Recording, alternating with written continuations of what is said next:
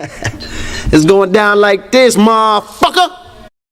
Nigga get mad. Say, motherfucker, what you mean you ain't gonna let me in this funky joint?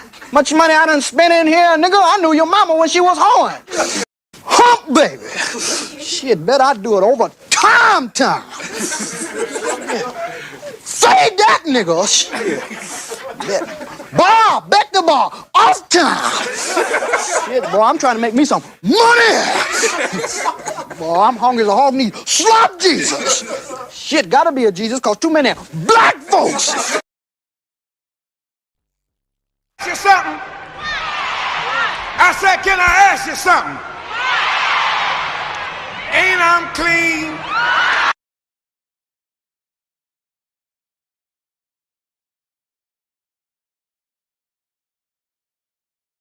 For what he has, he says that the only way that we can solve our problem is to unite together. For what he has, he says that the only way that we can solve our problem is to unite. For what he has, he says that the only way that we can solve our problem is to unite together among ourselves, among our own kind, clean ourselves up, rid ourselves of the evils that we've become addicted to here in this society, and try and...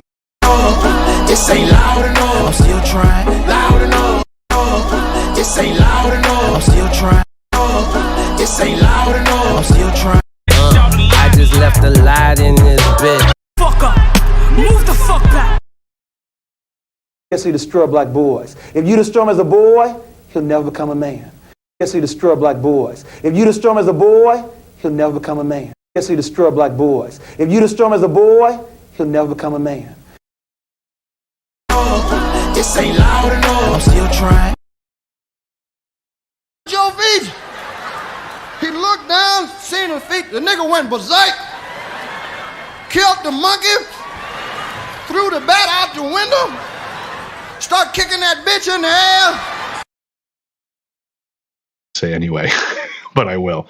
The way quantum entanglement works is that you can take two particles, quantum entangle them, and then take those two particles and move them at any distance in the cosmos. And let's just say, for example, if you quantum entangle two electrons and you have them spinning in the same direction, and then you take one of those electrons and you shoot that thing out 100,000 light years from the original. If you then rotate the spin on the one electron, if you modify it so that its spin changes, the quantum entangled electron at any distance will simultaneously in no time switch its rotation also because they're quantum entangled. So these communication systems are taking advantage of this aspect of quantum mechanics that most people can't wrap their heads around, and this is what they're utilizing. It's just the new level of science that affords us the ability to communicate at any distance instantaneously.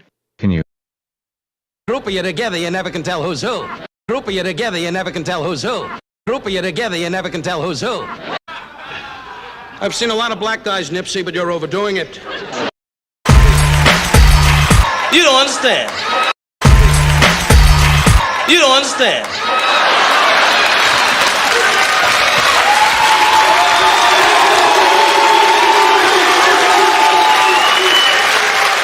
I ain't scared of you motherfuckers. It's cool enough just being cool, like I am, chilling.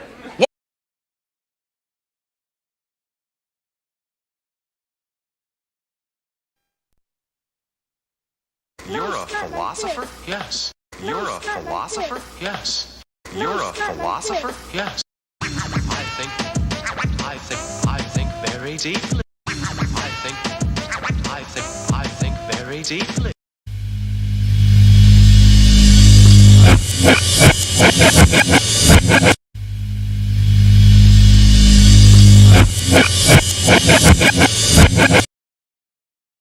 I mean, TikTok.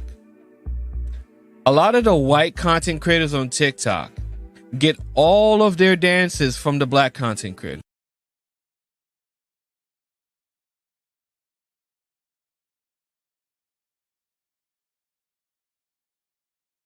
Damn white boys out there. Most of them is psychopaths and all that. They'll kill your mama's mama and you. Decent white folk that still don't know they're racist. What the hell you want here, hunky? be rude. I don't mean to be out of line. I mean to be rude. I don't mean to be out of line.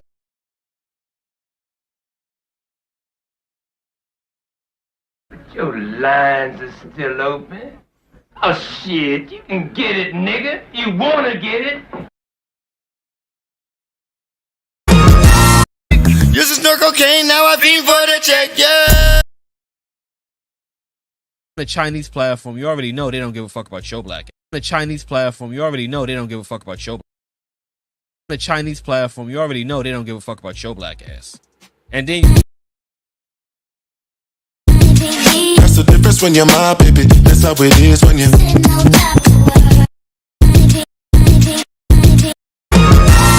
the styles on them like it's common sense. Hopped out the Benz like it's common sense. Baby, I'm a walking dead man, is what they call me when I come in. I hit the loop juice, it pulls up in the. Baby, I'm a walking dead man, is what they call me when I come in.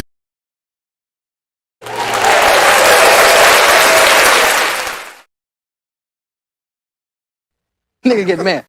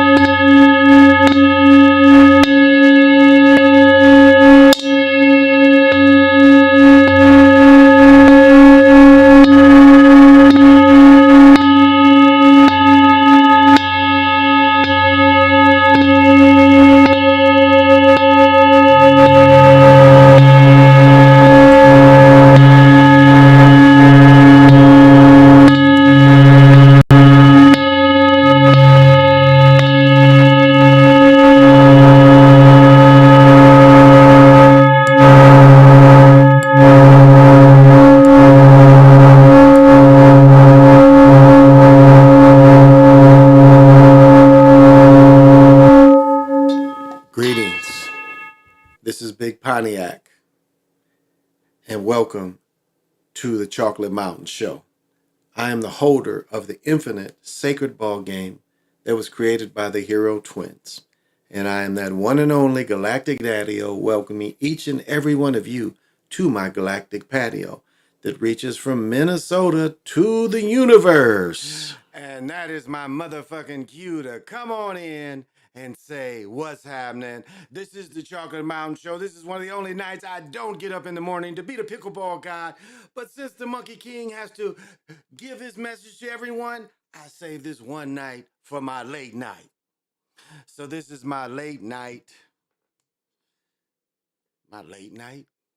rant, philosophizing, whatever you want to call it. Yeah, I found it so cool.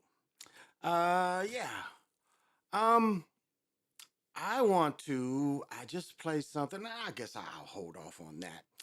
But I'll say what's happening to the party people that come to party with Big Pontiac on this, it's my son's birthday. My son's 34th birthday is today. So I became a father 34 years ago today. That nigga's getting old. He's 34 years old. But he's 34 years old, and love to Brian Jr. He is a junior. I'm known now as the older daughter's Brian, but you know, I went by my nickname my whole life. My nickname is Toby. My grandfather named me Toby from the time I started crawling. From a Disney character, Toby Tyler. And this is how TV and movies have changed. Toby Tyler was a movie about a motherfucking little boy that ran away to join the circus. There was no Amber Alert or no nothing. They gave the little nigga a job. He's like, hey, I want to work for the circus. There's like, okay, you can shovel elephant shit. Little boy was with it. And he started traveling with the circus. But anyway, so my son has been Brian. Well, I've always been Brian, but most of my life, everybody called me Toby. And Toby changed into just Tobe. That's what most of my older friends, Toby turned into Tobe. So, but what's happening, PJ Allen? And he's definitely one man who always controls my bitches. You saying you can't control your bitches? What? And he definitely has Got to have vision. El Dragon, I'm Maroon Khan. What is happening? And I know you definitely got to have vision. Turn on Life. Thank you for coming. And I know you definitely got to have vision. B. Brown Lee. Thank you for coming. And you definitely got to have vision. Jack Billions.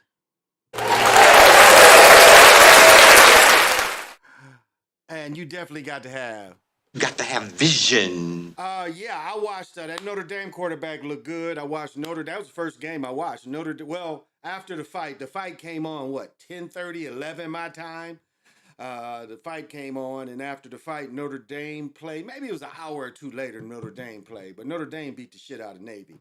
That quarterback looked good. Notre Dame all around looked good. This is what I don't understand, though. So Navy has to run the wishbone. Is that what it is? Navy has to run the wishbone. The other coach left. The coach previously that ran the wishbone for Navy, he left. This is a new coach they had. He's still running the same offense. So what is that? They locked into running the wishbone. So whatever coach comes to Navy, they have to run the wishbone offense. How is that? How is that this one school still has to run an old-fashioned offense?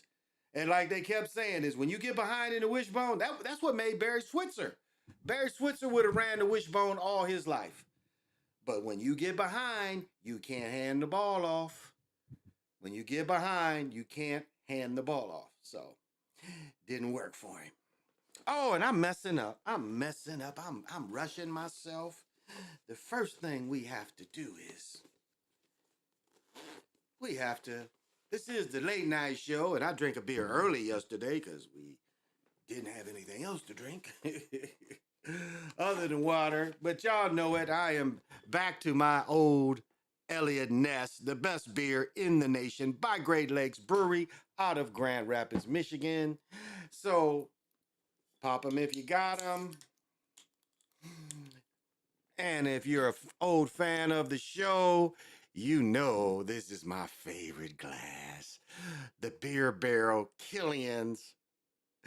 And so as you watch this, you kind of getting a little thirsty, and you're like, that looks pretty cold. I wish I could have a beer right now. You can't have a beer right now. And you wish right now that you could be me right now, drinking this cold beer about to smoke his head off. You wish you could be me right now, but you can't be, because only me is me. And tonight I am doing it super funky. I guess this motherfucker's got a name. It's called a leaf. Probably had a different name, but ooh, it's a bud right there. Oh, I dropped it again. Guess it didn't mean to be smoked. But we gonna take a pull off this bad motherfucker.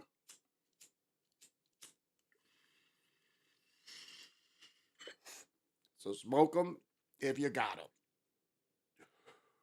That's how we do it. All right. All right.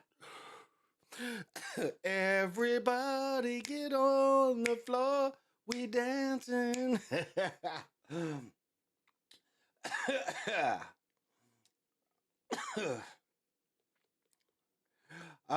They don't recruit guys. They don't recruit skill guys because it's Navy. I disagree because they've put some people in the league. I'm gonna say like this. It takes more. Okay, so when you run wishbone, that means you are recruiting guards that can pull, and you're reporting guards that can trap. That's what you're looking for. You're looking for dudes that can pull and dudes that can trap. So that's a pretty big pool. Big pool. Now there's still high schools that run that kind of offense, depending on what league they're in. But you can't win from behind. So I don't know. They've had some good players, but it's just ironic that because Army don't, they try to run a different offense. So it's just an Air Force. They're not locked into just running. Air Forces, they open it up a little more, but it's funny that the Navy is always, the last 10 years, the Navy run nothing but wishbone. So I thought that's odd. So but yeah, so it's more a high school football. Exactly, Eternal Life. It is. It's more of a high school system. Yes, I agree. It's more of a high school system. Oh, Eternal Life. Did I say what's happening to you? And you definitely got to have vision. And let me see. I watched a little bit of the Jets. I watched what's his name throw the touchdown for the Jets. I watched that early. What else? The game I just got watching because it got delayed so long was the game that got delayed was Vanderbilt in Hawaii, and that was point shaving to the max. It was because when they was down, what was it, 38-14.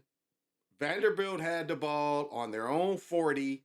It was about 10 minutes left in the fourth quarter, maybe 11. They didn't punt. Like, they didn't punt to back them up. They gave them the ball, and 6 plays, Hawaii scored. 6 plays, they scored. So the game is 21-38. They really should have got the ball back on a onside kick because the dude, all he had to do is just take his time. The ball was right there for him. But didn't they end up still getting 28? And so the final score was 28. No, they were one touchdown down. So it's 35. So it was 28-35, I think was the final score of the Vanderbilt game. So that was some point shaving there.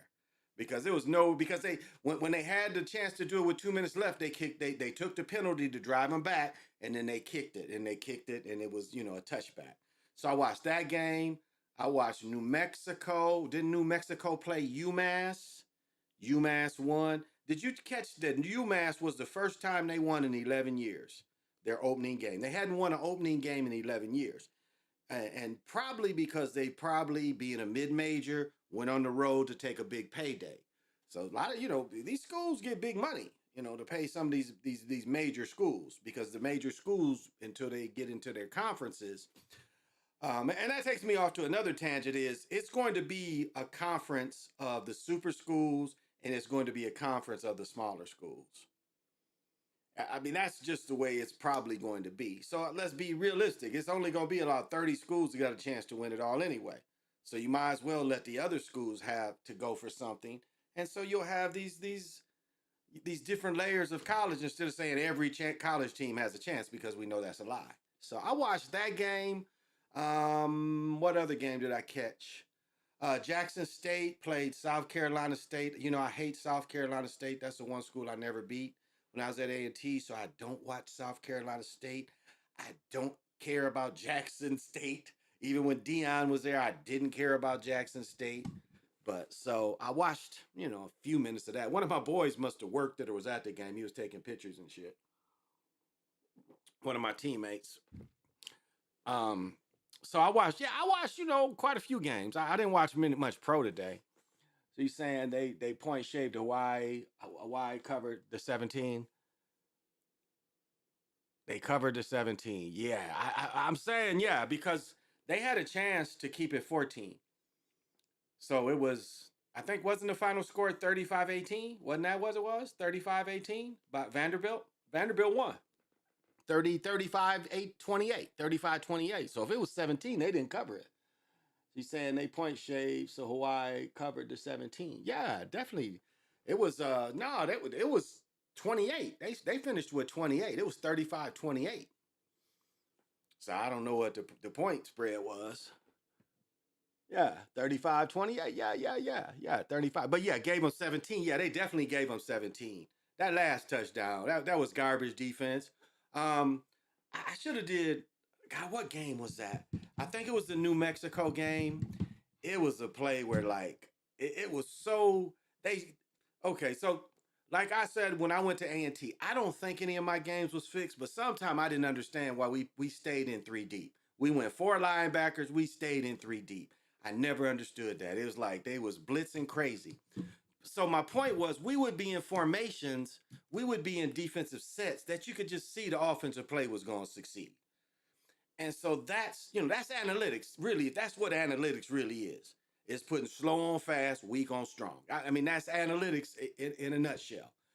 But what I saw was, okay, so they had to, So they're down. I think it was the New Mexico game. They were down on the 1 or 2 or 3 yard line. They had just stopped them. They're in a they're in let me see. It was a regular set, so it wasn't 2 receivers. I think it was just a regular set. Regular spread left, regular spread left. No, it'd be for that tight end there, it had to be spread right. So it's just regular flanker right, tight end on this side. Or maybe it was 2 tights and 2 wide flankers. Can't quite remember the set. But anyway, the defensive player, it was a safety on the tight end. They were on the 2. The safety was like damn near in the back of the end zone. I'm looking at him like when they replayed, I'm like, why were you so far back? Literally all the dude did is took 2 steps, turned around, the ball was there. And the safety never had a chance. Again, if he was a young freshman safety, and say they did go for a set, they had to send that extra defender in. And it was obvious that it was not, he was putting that, and I should have made a video on it, but it was obvious that he was put in that position so they could score. It was obvious that he was in that position so he could score. And sure enough, the tight end scored. Because I was looking at it before, I'm like when they showed the replay and they reset him, and I'm looking at the DB like the safety, because it was a safety. I'm like, why are you so far back? When I look where he set, I'm like, man, why ain't you pressed? There was nobody on his side to pick him, no linebacker. It was just him and that tight end. And I'm like, why ain't you pressed up on him? You on the 2. You already giving up the touchdown. So a lot of times that's how they give it up. So I hit UMass +7 and they won outright in New Mexico. Okay, you hit that one. All right. Yeah, and UMass won. Yeah, Vandy was -17. Oh, bet. Okay. Yeah, they was 17. Okay. Wow. So they didn't cover. They didn't. My wife's cousin played in the NFL, but denied that the game was fixed. But he came back and said the defensive plays that are called may show how it's fixed. Yeah, exactly. You can see that. I mean, people give the refs too much of a chance, and at times the refs can have. They're kind of if anybody's the gatekeeper on the film, it's the refs. The refs are the gatekeeper. That's why they came up with the tuck rule. It was like they was in panic mode. They didn't have nothing else to do, and that's how Roger Goodell got his job. Roger Goodell is the one that came up with the tuck rule. The cheat in your face to keep the Raiders from going to the Super Bowl, and to their agenda to push Brady. So, but if they're what we see is the people that hint that it's fixed is the people that don't get pension. But the people that are looking to get pension money, they ain't gonna say nothing. You're not gonna get your pension if you say something. I mean, look at some of the dudes that say it's fixed, and look at how long they played. I think you got to play. I know the NFL and both leagues used to be about 6 years, NBA and NFL. You get 6 years in. Maybe that's changed. Maybe the union has changed, but you get the pension money. You set for life. It's like I said before, asset protection. That's how OJ's bread. OJ get $250,000 for life from the NFL. That can't be touched because it's asset protected, but that's his pension. So people think the refs fix the game, but it's the offensive player. It's more the players and the coaches. I would agree. They have because again, you put in a game plan and you can act through the game plan. I mean, and analytics is easy as just take, like I said, they brought that new safety freshman. He was probably a freshman that came in to guard. He's too deep. Not having experience, probably didn't break film down enough. He lines up too deep. All of a sudden, you see the play was going to work. And that's pretty much how it is. That's pretty much. Now, the players do, again, technology. We see when the gloves ain't turned on. Because you go to my video a year or two ago and you see where the gloves ain't turned on. Because sometimes the players really rely on the gloves instead of their own hands. And you see sometimes the gloves don't work. And the gloves can repel as well. We've seen the gloves repel the ball where they can't catch it. Because there's something there that's pushing the ball away from you too. So,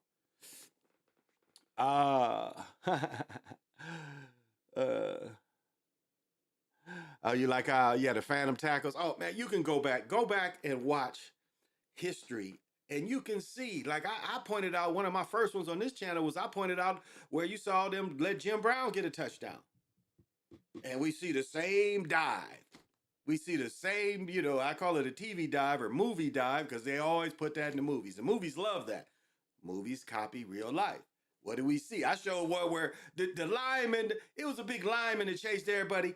It was no way he could get the dude, and what does he do? They must be told to do it. Dive, it looked good on camera. It was like he couldn't even touch the dude, but he still dove because they must be trained. Long run, dive, it looks good on camera. It looks like you're still trying to do something.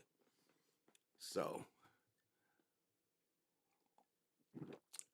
and that's just part of the way to fix it. Oh, who said something about the commercial? I gotta watch it again.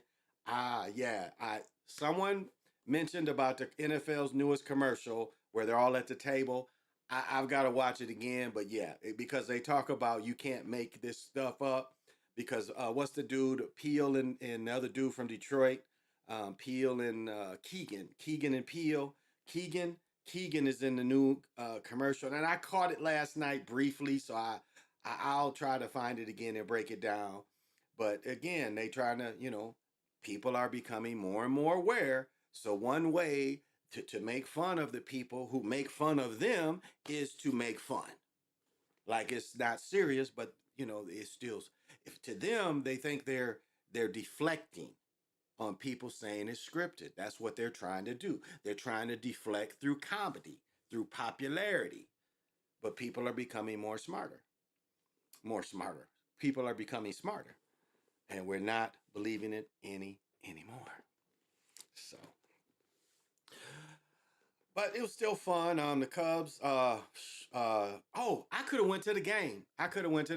I get a text early this morning. It's like, call me as soon as possible. I'm thinking there's something wrong with somebody.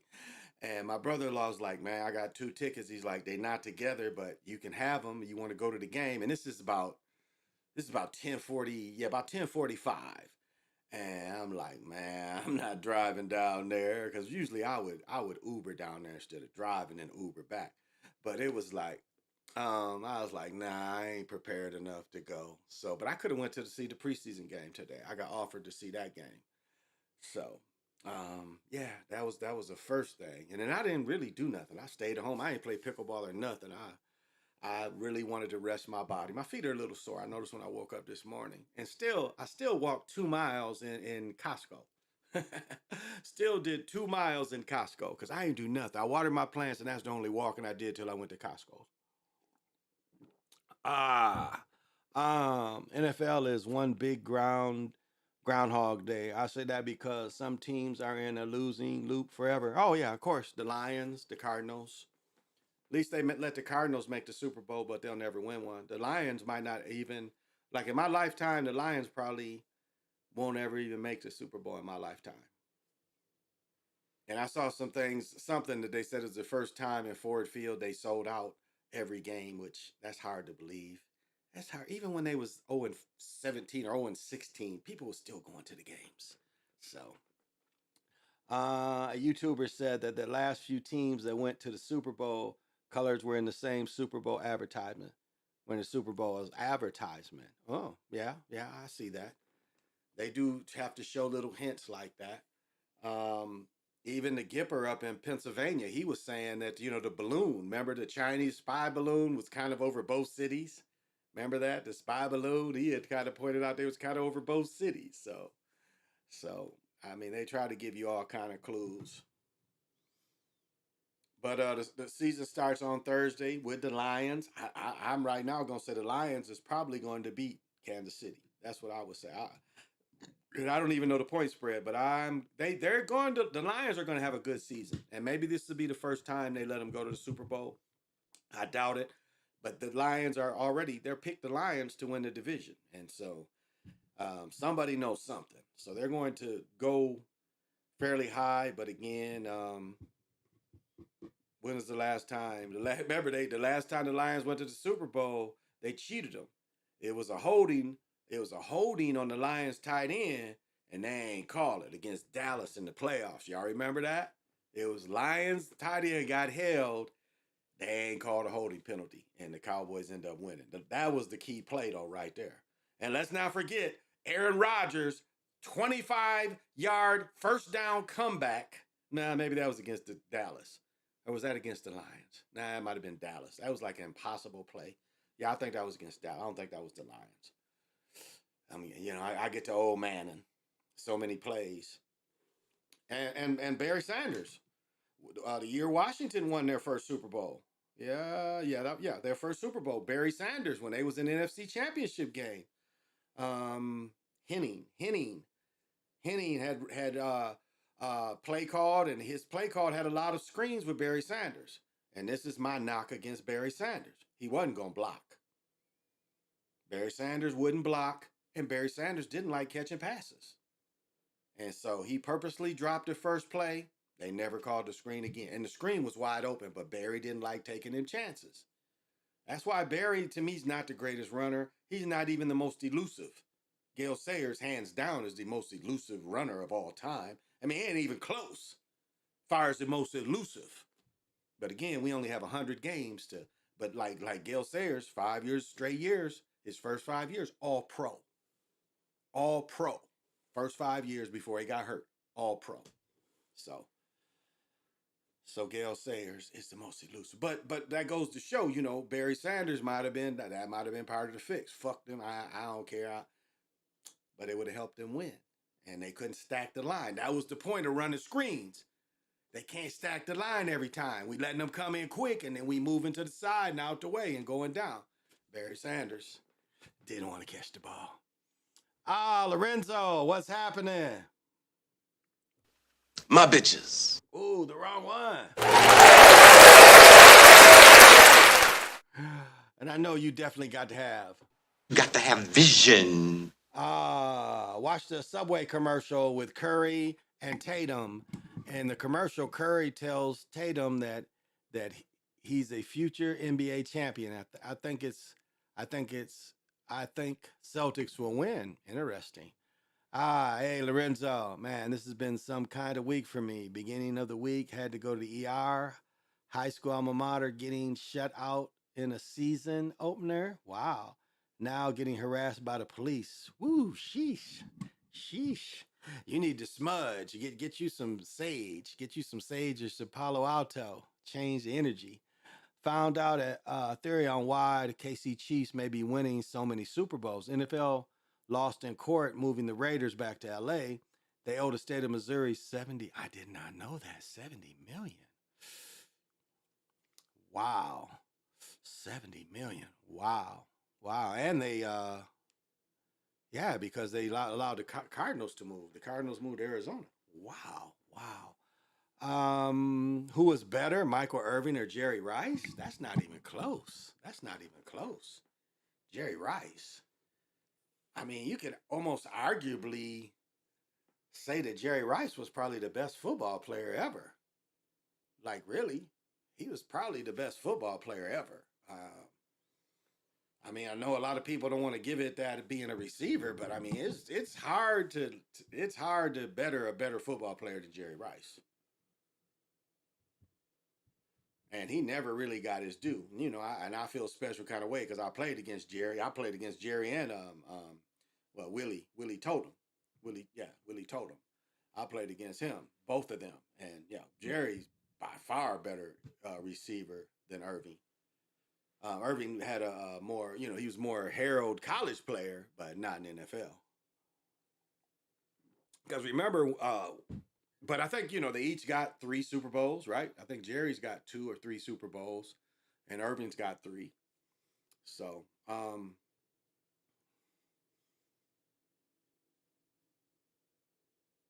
and Jerry went with another team to the Super Bowl, but that was the most fixed Super Bowl. With your receivers is 50-year-old Jerry Rice and 40-year-old Tim Brown. And you had the coach was the coach of the old team, and his assistant takes over, and he doesn't change any of the verbiage. None of the verbiage or nothing, so they know what's coming. They hear the calls. That was a super fix one. The Raiders in Tampa Bay, and remember, the center went crazy that game. Same thing with that guy died. Was it Stanley Wilson? His son Yeah, Stanley Wilson's son plays somewhere. I think that's what I just read, or his son has made the league.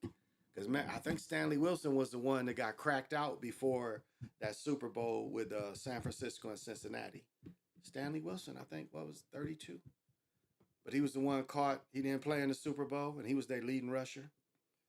So somebody got to him, you know. So,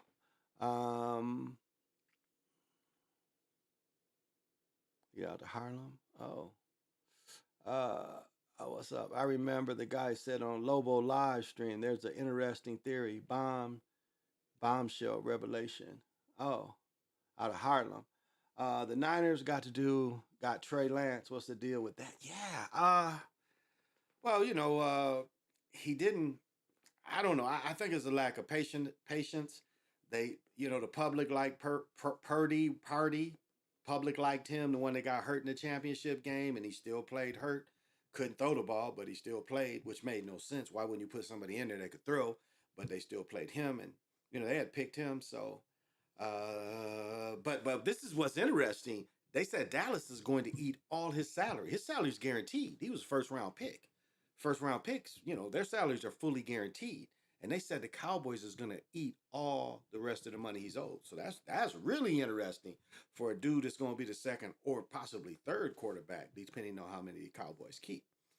So he's definitely going to dress. He ain't going to be practice squad. He's going to dress. But he's getting his bread, whatever. So I think Dak.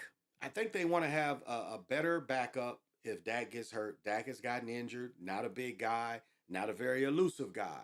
Dak needs everything 1,000%. Like his rookie year, he needs everything new. But when people start getting film on Dak, I mean, he hasn't been as effective.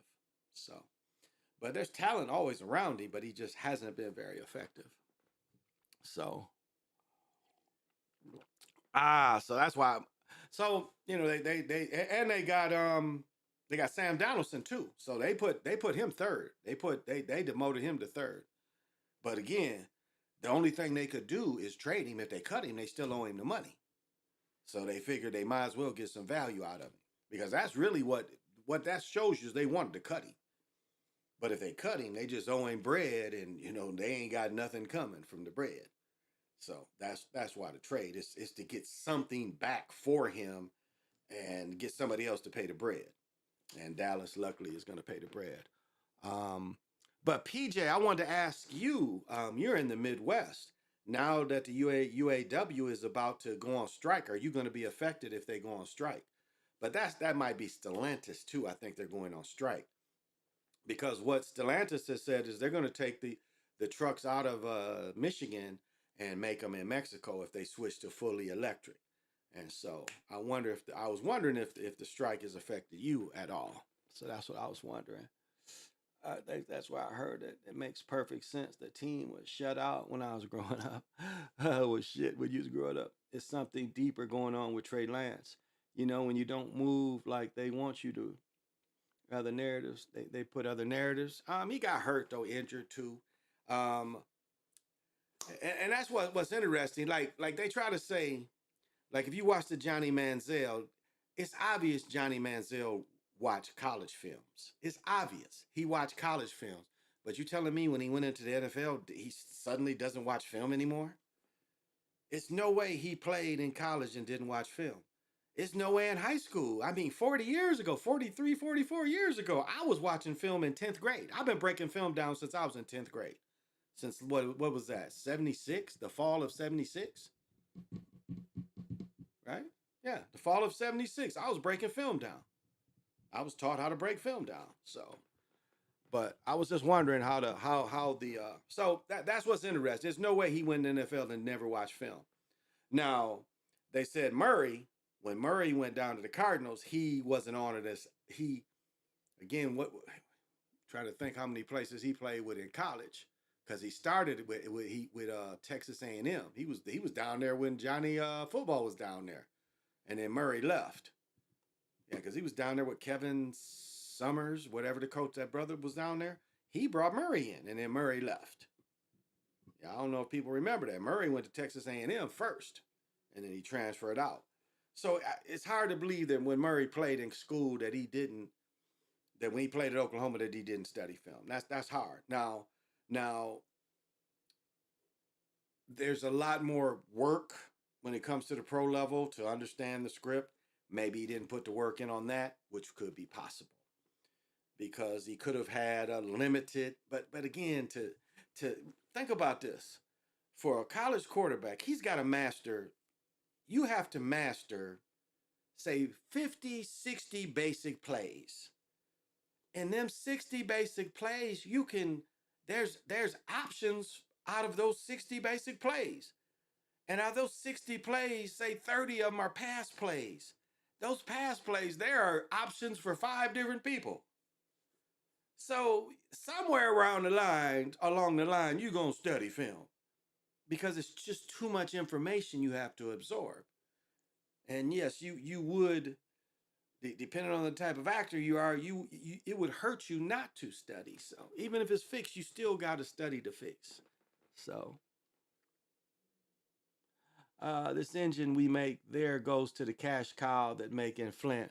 So yes, about to be binge watching, playing video games, producing beats for a couple months. Okay, so it will. So the engines we make go into the cash cows. Okay, yeah. I grew up union and stuff.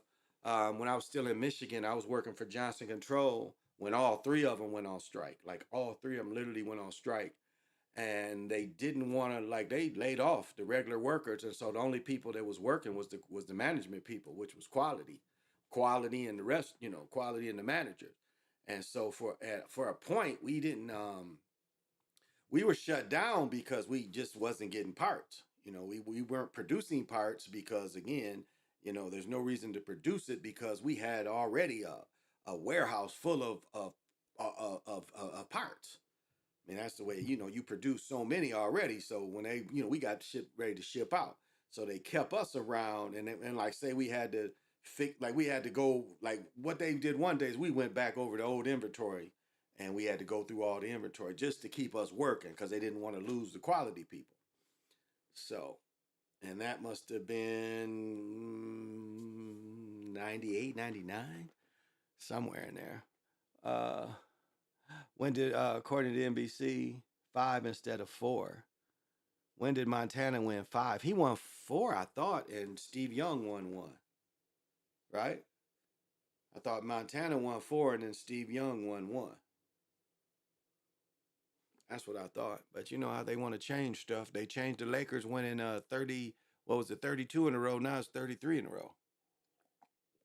So they changed it. Yeah, I thought that because Steve won 2 Super Bowls. He was on number 4 for Montana. He was on the team. He was a backup to Montana. And then he won 1 because Jerry Rice only won 3. I think Jerry Rice won 2 or 3, but he won 3. He wasn't with maybe Jerry Rice only won 2 Super Bowls. He might have been on Montana's last year and Steve Young's first year. He might have only won those 2. So now I think about it, I don't think he won 3. I only think Jerry Rice won the 2 because my alumni dude Dwayne Board won 4. He was on all 4 of the Super Bowls because he graduated the year before. Dwayne Pee Wee Board. He won, I think, 4 Super Bowls with him, at least 3, but I think he won 4 with him. So yeah, I think Montana only won 4. He only won 4, and Steve Young won 1. Yeah, and Steve Young won 1. But maybe, how they change it. Wow.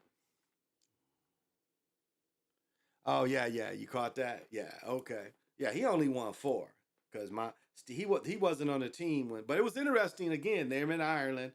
Notre Dame ain't have nothing to do with the Irish. That's what's so funny. It's got nothing to do with the Irish.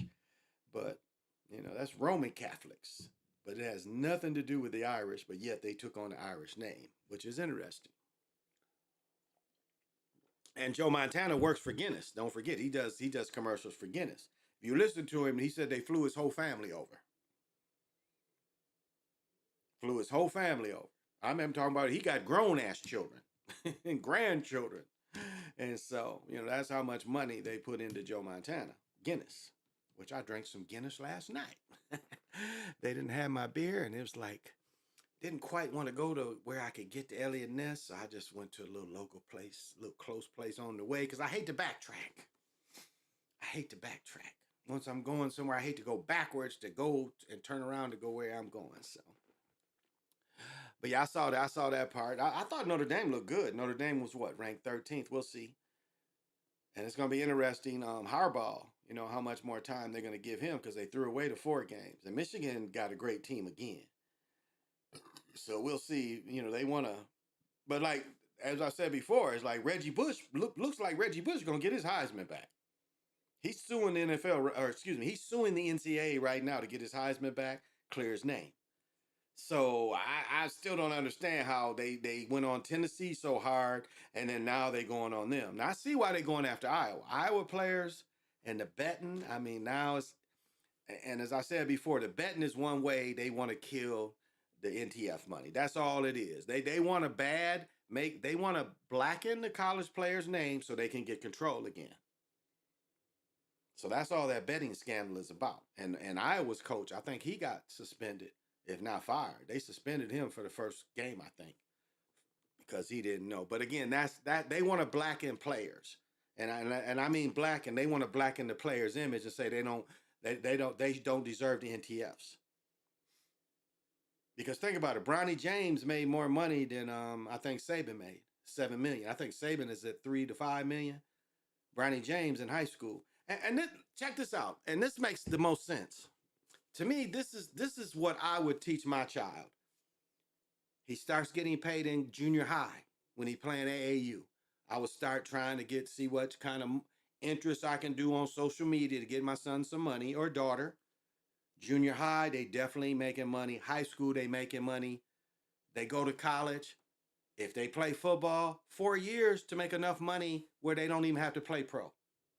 That is the danger that the NFL doesn't like about the college making money. Is because to me, makes more sense.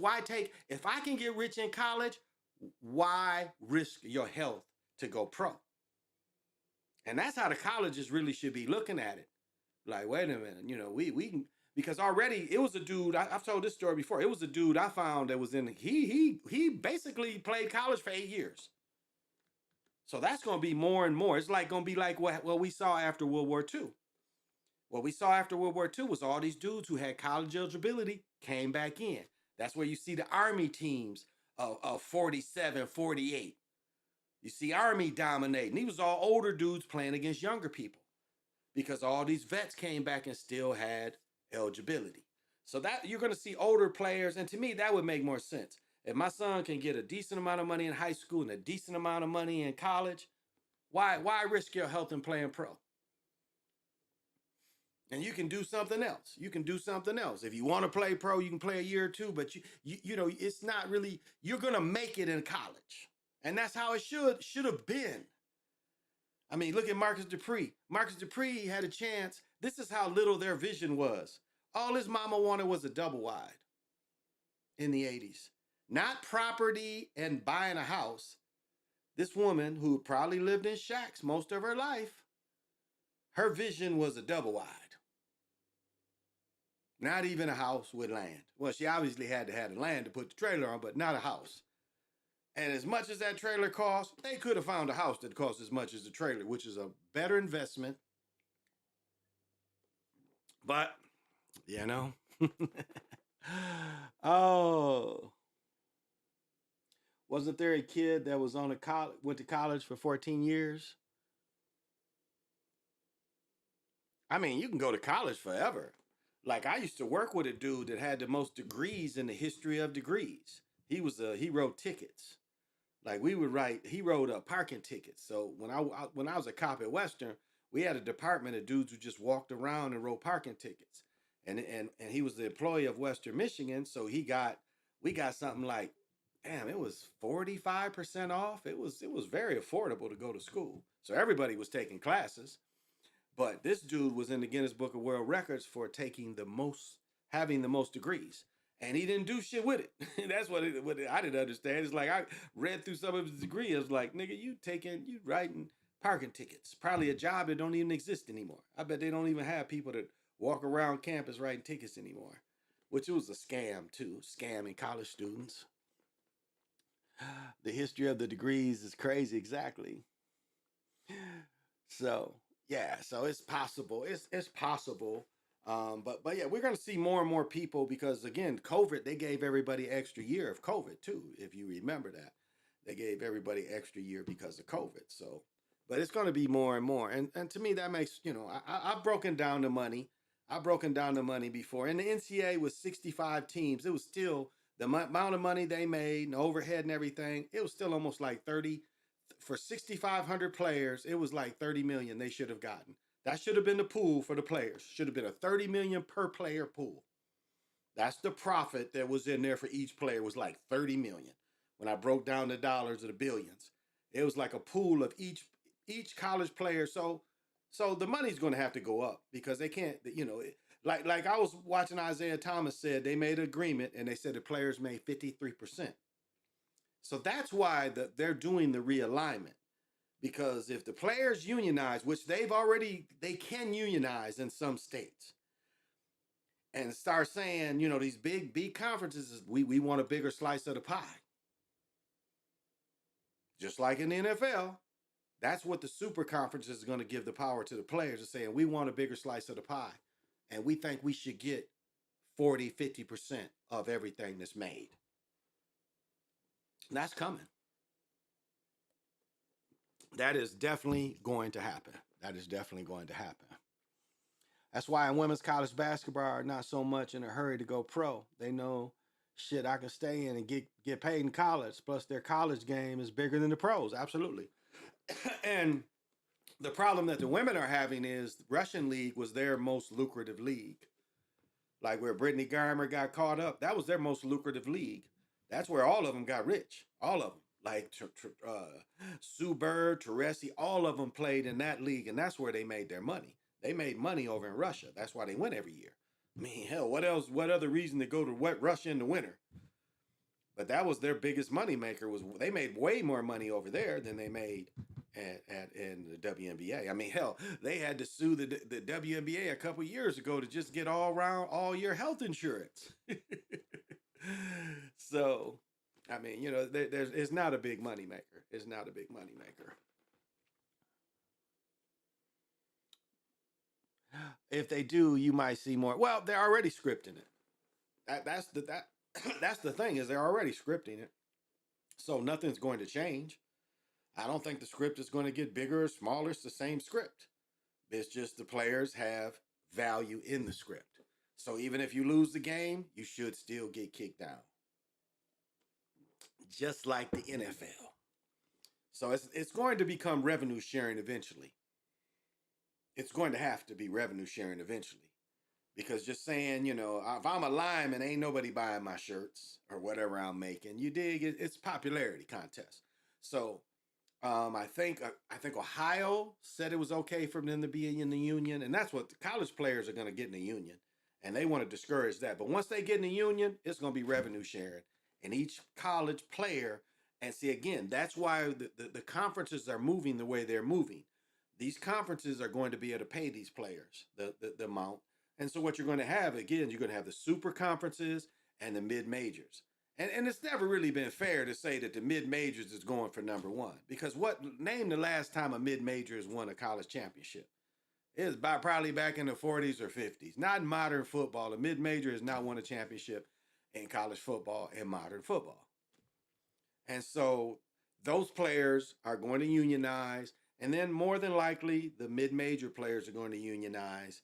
And then there's going to be revenue sharing. And so you're going to get both. You're going to get guaranteed money because you play, and you're going to be able to make money off your likeness like the NFL. Because right now they're just saying no revenue sharing. And see, giving up their likeness is what they want. But once they unionize and they're going to have to revenue share, that's when the college players are going to have maximum. And again, 4 years, I'm going to make enough where I ain't got to get beat up in the NFL.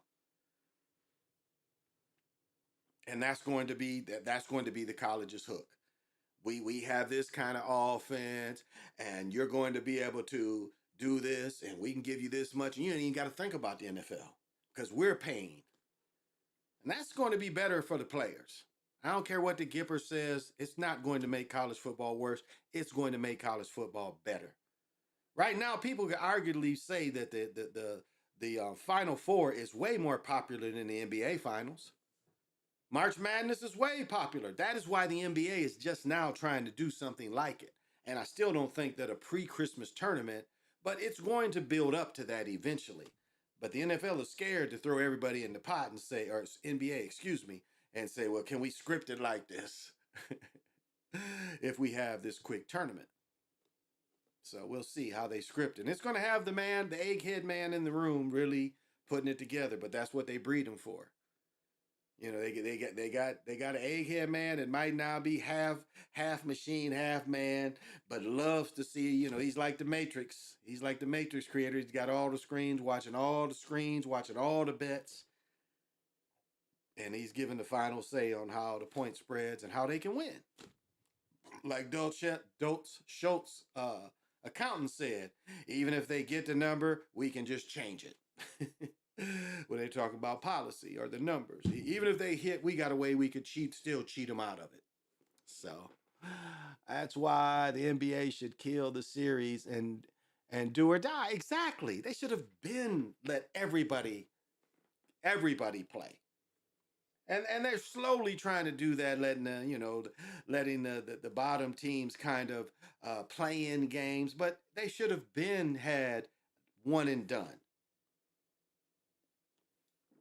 That would have, and like even the way they're doing it now, it's not everybody. It's still the top teams is going to be in this small tournament, but they should just say, let's bite the bullet. Let's just let everybody in the tournament. Let's just have a certain point.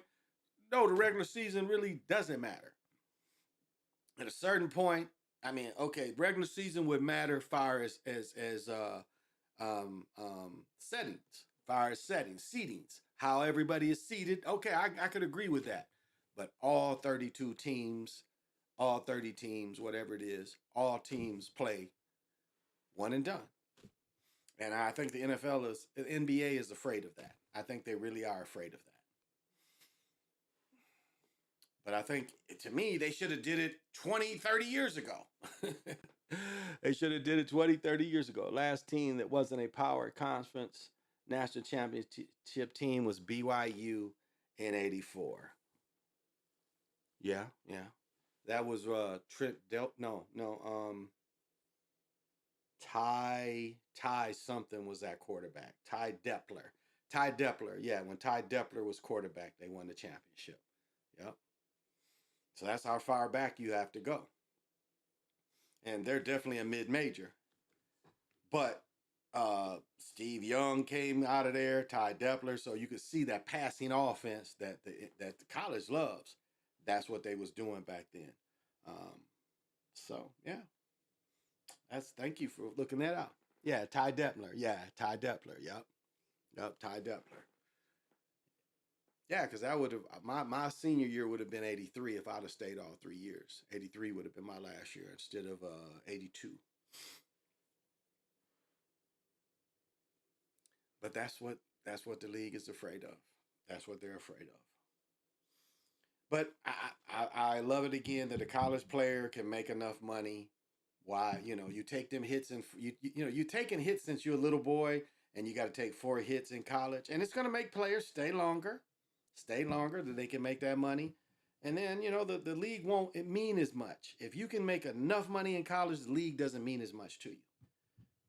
So you can go in there with a whole new attitude, get your bread and be treated right, because you're not going in there broke. See, that's the thing is, like, even if you sign and we'll cut you, be like, hey, I got my nest egg there already, so y'all not going to treat me shitty, talk to me or treat me any kind of way. What contract you got?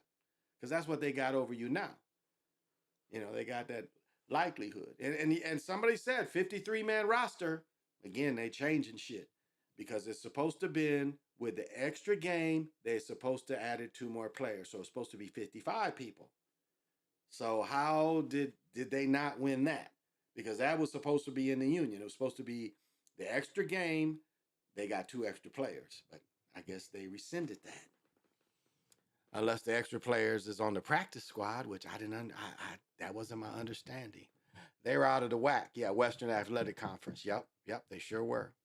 They sure were. And they was undefeated, though. They had an undefeated season. And they play, oh, I don't want to put this lotion in my eye. I got all this lotion on my fingers. Yes, so they, but like you never saw like Boise State. You never was gonna see Boise State win it.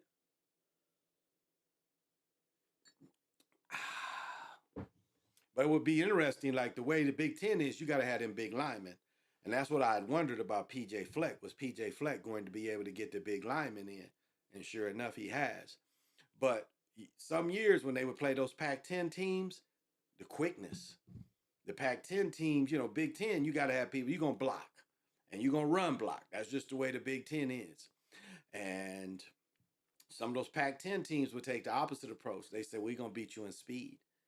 See, we know we're going to clash in the Rose Bowl, but we're going to beat you with speed. I mean, Warren Moon, who did Warren Moon beat? Iowa, I think. Warren Moon, whoever he beat, I'd have to look that one up, but whoever Warren Moon beat, he killed him. It was like a Spider. I can almost remember his receiver's name. Spider something was his top receiver. But Warren Moon's killed when he played the Big Ten team. And I thought it was Iowa, but I might be wrong. But he killed him passing because, again, when Warren Moon's age, it wasn't the Big Ten wasn't about passing. I was watching it. You know, I met Archie Griffin when I was in high school. I mean, he little dude. But again, running dude. I mean, you can look at running backs, Zeke, Clorette. I mean, still, you see all these backs still coming out the Big Ten. So the Big Ten is forever. That's their philosophy. Not pass blockers. These big, mostly run blockers that can pass block. Again, running is still kind of a dominant thing in the Big Ten. Boring football, but yeah, I remember when they won it. They won it. Yep, I remember. I was still living in North Carolina when they won it, so I remember that. I'm gonna play something else, and then I'm gonna show this. I'm gonna show this because I know I played this already, but I want you guys.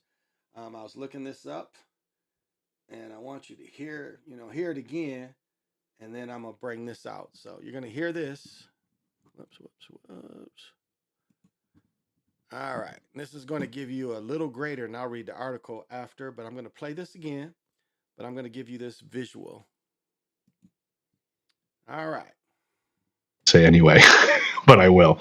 The way quantum entanglement works is that you can take two particles, quantum entangle them, and then take those two particles and move them at any distance in the cosmos. And let's just say, for example, if you quantum entangle two electrons and you have them spinning in the same direction, and then you take one of those electrons and you shoot that thing out 100,000 light years from the original. If you then rotate the spin on the one electron, if you modify it so that its spin changes, the quantum entangled electron at any distance will simultaneously in no time switch its rotation also because they're quantum entangled. So these communication systems are taking advantage of this aspect of quantum mechanics that most people can't wrap their heads around, and this is what they're utilizing. It's just the new level of science that affords us the ability to communicate at any distance instantaneously.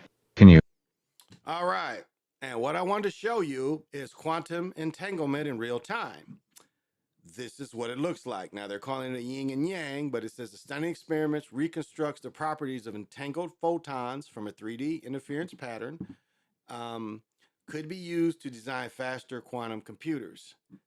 And so this is what quantum entanglement looks like. And again, it makes you wonder how this is real and fake at the same time, because it's yin and yang. It's showing yin and yang in a natural its natural state. And so it says the reconstruction of a homographic image of two entangled photons. Scientists have used a first of its kind technique to visualize two entangled light particles in real time, making them appear as a stunning quantum yin-yang symbol, which makes you wonder. The new method, called biphoton digital holography, uses ultra-high precision cameras that can be used to massively speed up further quantum measurements. The researchers published their findings in the journals. Quantum entanglement, the weird connection between two far apart particles that Albert Einstein objected to as spooky action at a distance. Enables two light particles or photons to become inextricably bound to each other, so that a change to one causes a change in the other, no matter how far apart they are. And that's what he said. That's a way you can also make them communicate. Because once you change the spin, so if you're looking at these in this state, if you can change the spin to this one will automatically change its spin. And they're saying that you can communicate between the two. You can use these distance of these entangled, no matter how far, when they come apart, they are still together. Let me see. Okay, to make predictions about, okay, to make accurate predictions about a quantum object, physicists needed to find its wave function, a description of its state existing in a superposition of all the possible physical values a proton can take. Entanglement makes finding the wave function of two connected particles a challenge, as any measurement of one causes the instantaneous change in the other. Physicists usually approach this hurdle through the method known as quantum tomography. By taking complex quantum state, applying a projection to it, they measure some property belonging to that state, such as polarizations or momentum in isolation from others. By repeating these measures on multiple copies of the quantum state, physicists can build a sense of the original from lower dimensional slices, like reconstructing the shape of a 3D object from the 2D shadow it cast on surrounding wall. This process gives all the right information, but also requires a lot of measurements and spits out plentiful disallowed states that don't follow the laws of physics to boot. This leaves scientists with the other task if painstakingly tweaking, weeding, or non-sensical, unphysical states, an effort that can take hours or even days depending on a system. To get around this, the researchers use holography to encode information for higher dimensions into a manageable lower dimensional chunks. Optical holograms use two light beams to create a 3D image. One beam hits the other object and bounces off it while the other shines on a recording media. The hologram forms from the pattern of light and interference of the pattern which this peaks through two light waves add to cancel each other out. The physicists use similar method to capture an image of entangled photon states through the interference pattern they made with another known state. This capturing the resulting image, nanoseconds, precise camera, the researcher teased apart the interference pattern they received, revealing a stunning yin-yang image of two entangled particles. This method is exponentially faster than previous techniques. So, again, this is real and fake at the same time. The odds that it would look like something familiar is very unlikely, but again, fake and real at the same time. So, kind of wanted to show that.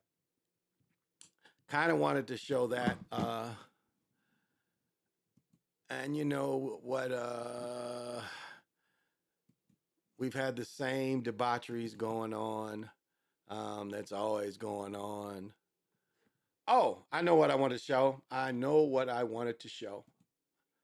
I just want to, yes, here we go.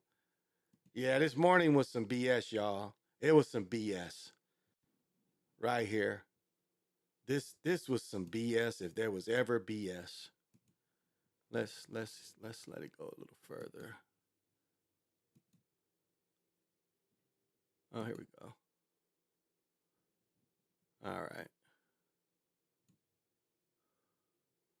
Let me see. All right, this is it right here. I don't know if I can. Yeah, I can make this bigger. Okay. This is it right here, y'all. He knocked this motherfucker out, y'all. This is where he hit this nigga, man.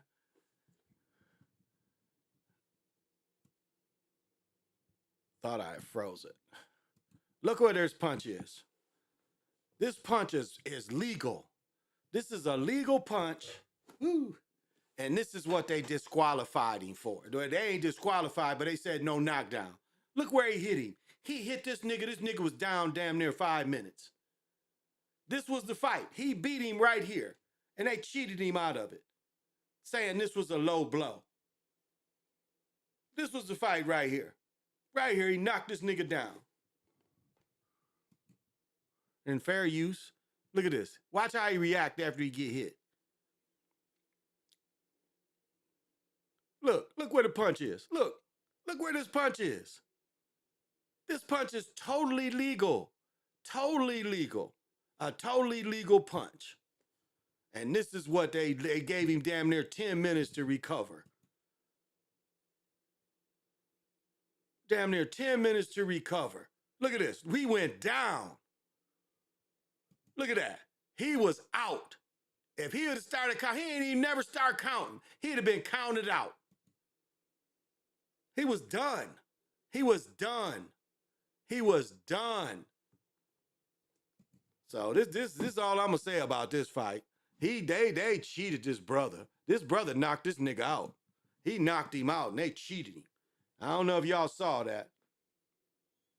That's right above the belt. Yeah, it was a perfectly, if you watched this earlier, it was the perfect punch to get rid of him. I ain't gonna show nothing else because that was the fight right there. He beat this dude and they didn't anticipate it, so they cheated him.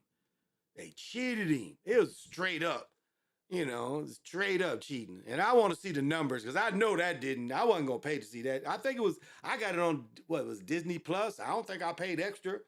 I didn't hit nothing extra to watch it. So this fight came on in the morning. Is that the only one?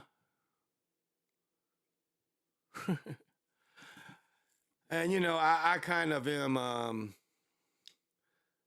we had another shooting down in Jacksonville, and I really don't usually show this bullshit, but this is what they want. This is the agenda they're doing. They're shaming the melanated people that are in charge of these cities. That's what this is also about. It's also about gun control, but it's also about, look, we let you niggas in charge of these cities, and this is what happens. That's why we're seeing the Memphis story, but that's why we see stories like this. They want society, they want Europeans to have a mindset. Look what happens when we let y'all in control. And this goes back to Birth of a Nation. This is the same thing they've been doing since Birth of a Nation. Look what happens when we let you niggas be in control. All out of control, the shootings. So this is a shaming on a different level. So, and they want to say, it's racially motivated. We don't officially know. Identified. Entered a Dollar Tree in the Newtown area of Jacksonville, outfitted with a tactical vest, armed with an AR-style rifle, and a handgun. Then the shooter killed 3 people before turning the gun on himself, taking his own life. All right. That's all the publicity I'm going to get is. So, again, that sounds 3 people. So his aim was just to kill 3, and then he had to kill himself. That sounds like a maturity candidate. Yep. That does not sound like a person is just racist. Boxing shows that racially biased towards them European fighters. They show more to the Euro fighters than American fighters. That's a good point. Express Godness Spiriting. Thank you for joining. Oh, damn, I went all the way up there. And to be hanging with me this late, you definitely have to have. Got to have vision. So I'm not going to get that story any more publicity, but again, I wanted to say that about shaming in the cities that melanated people have authority. So I'm not going to give it any more publicity than that. But thank you for joining. I appreciate you coming in.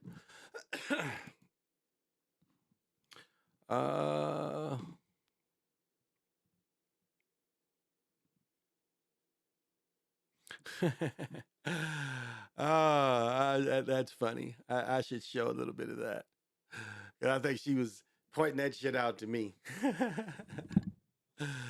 I should show this just to show it because she's my friend and I gotta pee. So yeah, I'm gonna show this because I think with all this, my altar. I got an altar here. I've got an altar there. I've got an altar there. I've got an altar up there. I've got altars all around the room. So I'm gonna show Jody's work. I gotta pee. So. That's why I tried to. I'm gonna let Jody speak for a minute. And yeah, while I go to the bathroom, stretch my legs. So this is just Jody Shutterfield.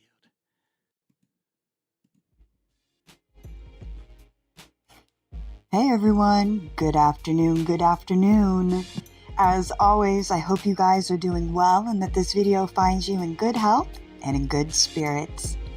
I wanted to take a little bit of time this afternoon and talk about the mental benefits of decluttering, because cleaning your home is just as important to cleaning your mind, because clutter creates chaos, which impacts your ability to focus. And it also limits your brain's capacity to process information. Clutter is a form of visual distraction, which increases cognitive overload and can reduce working memory. So if your space is unorganized and filled with clutter, it can be difficult to focus or concentrate. I know I personally find this to be true, and that's why I tried to spend today decluttering my home, which is why I'm doing this video. So I'm decluttering my home and decluttering my mind. But researchers have shown that people are less irritable, less distractive, and more productive, and basically just better able to process information with an uncluttered and an organized area. So, I know staying focused on cleaning could be really hard. Staying organized can be really, really challenging for people who have disorders like ADHD, because, you're all over the place. It's hard to concentrate. That's me. Then there's like brain injury or executive function deficit or disorder. So clearing the clutter and developing a system that keeps certain things like your keys or your phone and your wallet are essential to managing your day-to-day activities. And also it helps with improving your time management. Not only is it hard to physically function in a cluttered space, but clutter bombards the mind with excessive stimuli. So, like the more stuff you have laying around, the more clutter you see, the more stressed out you become. So it helps to calm your mind by decluttering your home. There have been a lot of studies that show that there's a correlation between disorganization, clutter, and mental health conditions, including depression, anxiety, and stress. And I have all three of those, so I really need to declutter. Messy environments can cause frustration, helplessness, and basically just feeling overwhelmed all the time. Because excessive clutter often leads to feelings of shame, of hopelessness, and of guilt. And the feelings can spiral, making it difficult to find the motivation to even address the clutter. So if somebody is already suffering from depression, a cluttered home can honestly make it worse. And it's often a cycle that just repeats. The more depressed you are, the harder it is to clean and to stay organized. So decluttering also increases your self-worth. It creates healthy habits and boosts productivity. A clean and tidy home also improves sleep, and it boosts your mood and it helps with relaxation. So these are some things to, keep in mind on why it's good to declutter. Everything that we own or bring into our home takes up some of our time, our energy, and our space. And let me say, everything in your home should work for you. Everything in your home should work for you, on a high vibration. If you bring anything in your home and you got a funny feeling about it, throw that shit away. No matter how much it costs, no matter what it is, if you get a funny or a negative feeling about that shit, throw that shit away. It's only about a couple minutes left, so I'm gonna let her finish, if y'all don't mind. And while some things are worth it, there are usually items that we have around the house that no longer serve us or that we could do without. I don't know about you, but I got a lot of things that I can get rid of. Some clothes and paperwork, stuff like that. The more things that we have, the more things we have to clean and basically manage and organize. And trying to stay on top of all the clutter in your home requires a lot of time, energy, and effort. And sometimes that can be kind of difficult. So when our closets and drawers are jam-packed with stuff that we don't use, we spend more time looking for the things that we need. And I don't know about you, but I find that to be very frustrating. You know, you're sitting there going through all your stuff. You can't find what you need because you're so busy, you know, going through stuff that you don't even wear anymore. So getting rid of some... Now, let me interject this. Now, 2 points.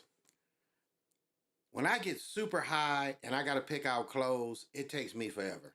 I will say that. When I get super high and I'm got to go somewhere and I'm really buzzed, I'm like, damn, this look good. Then this look good. Then this look good. And then I put this on and take that off. So I do get into that trap. But I have, let me see, I have this full closet. I have that full closet. The walk-in closet is half mine. I've got way more clothes than my girl.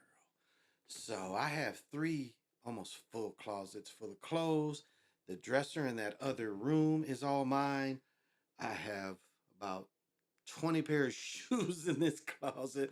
I've got about 7 or 8 pair under my daughter's bed in there. In the garage, I have the ones that I don't have in boxes. It's kind of my you know, run around, get dirty kind of shoes. So I have a lot of clothes and they're all needed. I don't have really any out of style clothes. Oh, the other part I want to say, and I've said this before, if you know yourself, you never look for things because you know where you would put them. And that, you know, that to me, that's one of the most frustrating things is like when things get out of place, it's like if you don't know yourself, then it could be anywhere. But if you know yourself, you look where you last know that you would put it. Like my block, I had taken when I went out to the Mall of America on Tuesday, I had taken my block and put it in here, put it in the treadmill, because I used the cord because I was like, I'm gonna be gone 3-4 hours. If I need to charge the phone up, I have it. And so looking for the block, I was like, okay, I was here, here, here, here, here, here. And that's what Alzheimer's takes off. It takes away your ability to go backwards and look at your steps. But again, if you know yourself, it's easier to look at your steps. But it's only a little bit left of this, and I'm gonna let her finish. The things we don't use anymore creates more space and more breathing room. It allows you to focus on things that are more important. So, you know, just a little bit on decluttering. You know, take time, do it slowly. You don't have to do everything all at once. Do things in sections, maybe even make a game out of it. One of the things I used to do when my depression was really, really bad would be I'd make a game out of it to where I'd watch television, and when commercials would come on, I'd automatically jump up and start cleaning things. And I would get as much cleaned as I could until the show came back on. The reward was watching my show. Or I think Cat Williams said it best.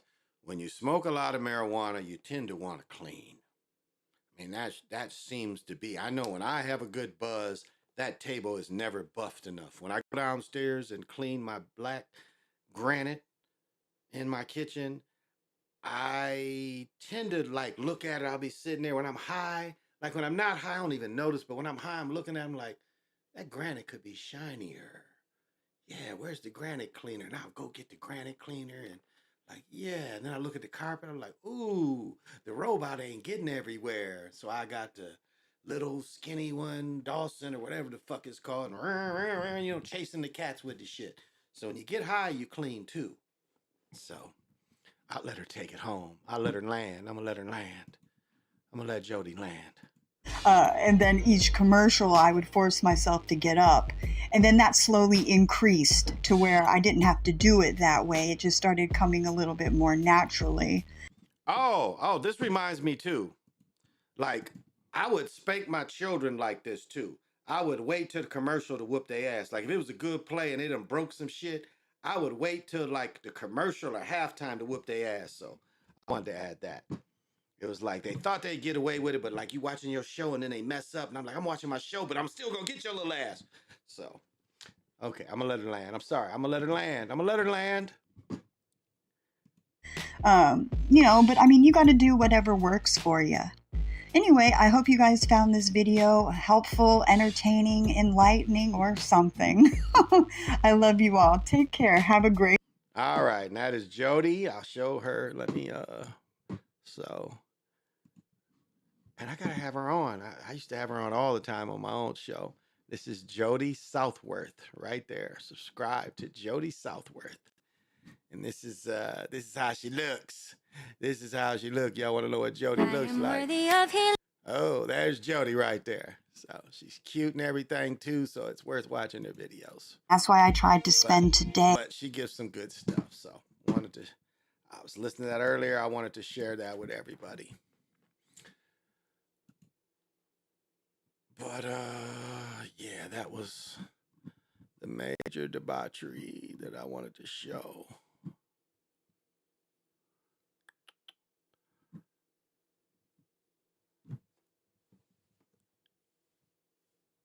Yeah, that was it. That was it. That was the major. Oh, no. Yeah, one of these. Where was it? I forgot. It's this one or the other one. Let's see. No, it wasn't the shooting. It was something else. No, more of the shooting. That wasn't it. Wasn't it? Nope. I think the Gipper listened to me because he did some on his video about what I did yesterday, with the dude hitting the dude with the cooler. Is it here? Might have been here. Let's see. Nope. Was that Fox Live? I forget where I found it.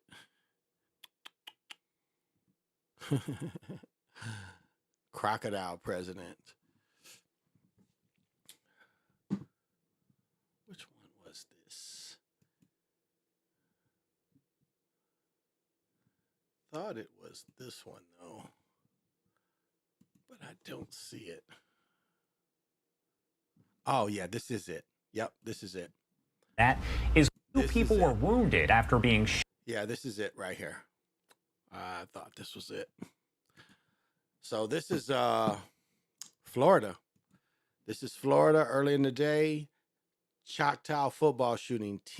Teen dead, 2 hurt in gunfire at high school game. Yeah, this is it. This is what I wanted to show. Shot during a Friday night high school football game.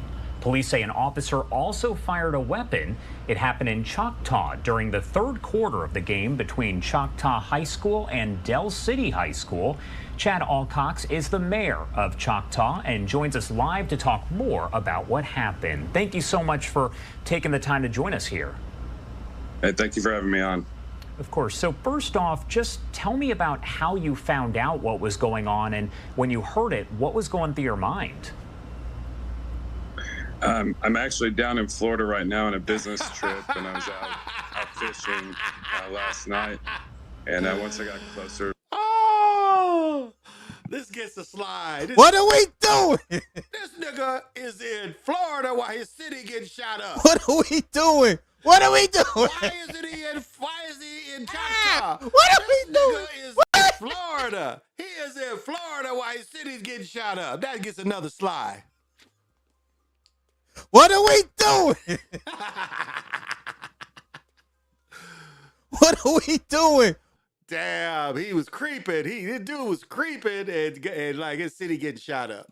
To the pier leaving, I noticed entourage of phone calls and text messages on my phone. One being from the city manager, so I returned the phone call immediately and found out what had happened. What are you thinking when they say that there's been a shooting at a high school football game, but also that at least one person is dead? At that point, they may have still been considered critically injured, but A 16-year-old dies as a result. What are you thinking as the mayor of the city? Well, I ended up getting kind of the first intel coming through roughly. Hey, he ain't on the ground, so he still gets another. What are we doing? He still gets a slide, because nigga, you should have got on the plane and turned right back around and rep your city. 15 minutes after the event occurred. And at that point, I had not received notification that someone had passed, but it was emotional. Choctaw is a tight-knit community, and nobody should ever have to go to school or a sporting event and worry about something like this happening. It absolutely broke my heart, and my heart goes out to those involved. To the young man who lost his life, to the young lady who was shot in the leg, and everyone else that was injured, those who experienced it, those who were there, coaches, families, students. It's gonna. Now Choctaw is in Oklahoma, so enough of them. But they're in Oklahoma. Hey, my man and the 1,000 grand. What's happening to the man down under? And I know you got to have. Just something. You got to have vision. And Sean, I'm sorry for that ass whooping y'all got by the hand of Ant. Didn't Ant drop 34 on y'all down in New Zealand? Didn't he drop 34? Ant dropped 34 on him. So yeah, I was thinking about you earlier when they showed Ant. And this is how bogus they are. They have not. So Ant's changing his number to 5, which he wore in high school, he wore at Georgia. They ain't discounting them jerseys yet. How you not discounting the jersey? Matt Jones, as far as I know, Matt Jones is still the quarterback. Still the quarterback at the Patriots. He ain't changed his number, yet his number is on discount. Now, did the Patriots get a new quarterback? They haven't. Why is his? But I'm thinking about getting one. I like that red, white, and blue on the shoulders. I like it. But I just don't. I can't do it. But Ant jersey's #1 should be on sale. Just like I got the Cook jersey, baby. The Cook jersey for $20. They still tax it. Yeah, Ant put that work in. You know I'm just fucking with you, bruh. You know I'm just fucking with you. Ant put that work in on him, though. But Choctaw, and remember, they gave a big part of Oklahoma back to the people they forced to go there. And, you know, everybody's, golly. Like, it just doesn't end, does it? It just doesn't end. America is a very dangerous place. My goodness. It's like I find one shooting story, I'll find a bunch of them. Here's another one. The incident that happened earlier here today. This is another one. It's like it never ends. It never ends. And this is from earlier today. Let's check it out. Another shooting. And, you know, I'm pro-gun, so let's hear the facts. Hey, we need the public's help and support again. It's an early investigation going on. You see? So when you keep seeing this, this is birth of a nation. When you keep seeing this and saying this shooting happened and they're in charge, this is birth of a nation. That is the agenda. It's the birth of a nation agenda. You want to see this blackface? These niggas in charge, this is what the world. They're going to run in our stores and just steal if we let them in charge. This is birth of a nation all over again in live time. That's what you're seeing. You're seeing birth of a nation. You're seeing an agenda pushed in live time. So all these is suspect. On and we ask for the public support if anyone has any video evidence and or evidence for their phone or just witness the events. We ask them to call Area B3 detectives, or if you want to remain anonymous, call 1-800-494-TIPS. That's 1-800-494-TIPS, as well as you can call the Area B3 detectives at 617-343-4712. This morning's shooting is not related to the parade that occurred. This incident happened on the outskirts of... Okay, we heard the same thing when that Detroit shooting. We heard the same thing in the Detroit parade I showed last month. They said that the Detroit parade it went through and they started shooting after the parade went through. See? 7 people shot during Javarte. That hyphenated. It's spelled. Oh, this is Boston though. All right, let this fathead dude keep going. Very early in the investigations, but it seems to potentially be maybe 2 groups having some type of altercation around that. And so, all right, it's the same shit over and over again. Niggas shooting at niggas, so we know. But it's just like you find one, you find a million. And I'm very pro-gun. Everybody should have a gun.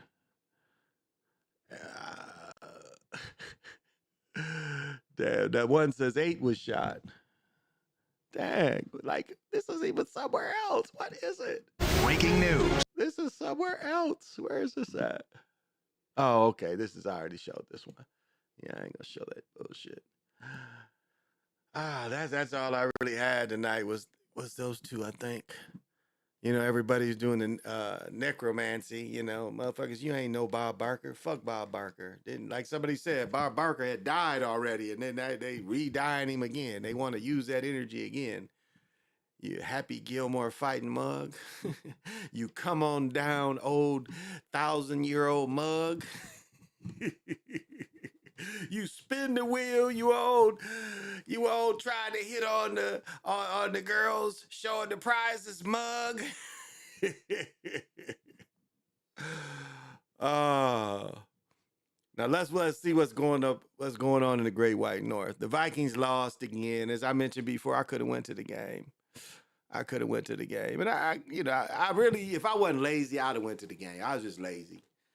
Because he's like, I got 2 tickets, but he's like, they wasn't together. And my best friend, I think he could have went because we'd have been done by 3. He said he had something to do at 3. So I think we could have went. I at least could have went. But I was like, nah, I'm just chill at the crib. You know how it goes. You hit 1 bong, you might hit about 30. I don't smoke blunts. I smoke bongs. I got wax. And I've had a joint.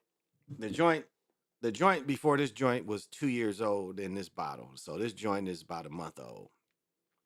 And my man who with the Willie Dynamite, he hit me up and said he was coming through. He didn't come through with the Willie Dynamite. I was like, hey, you didn't come through with the Willie Dynamite. What's up with that?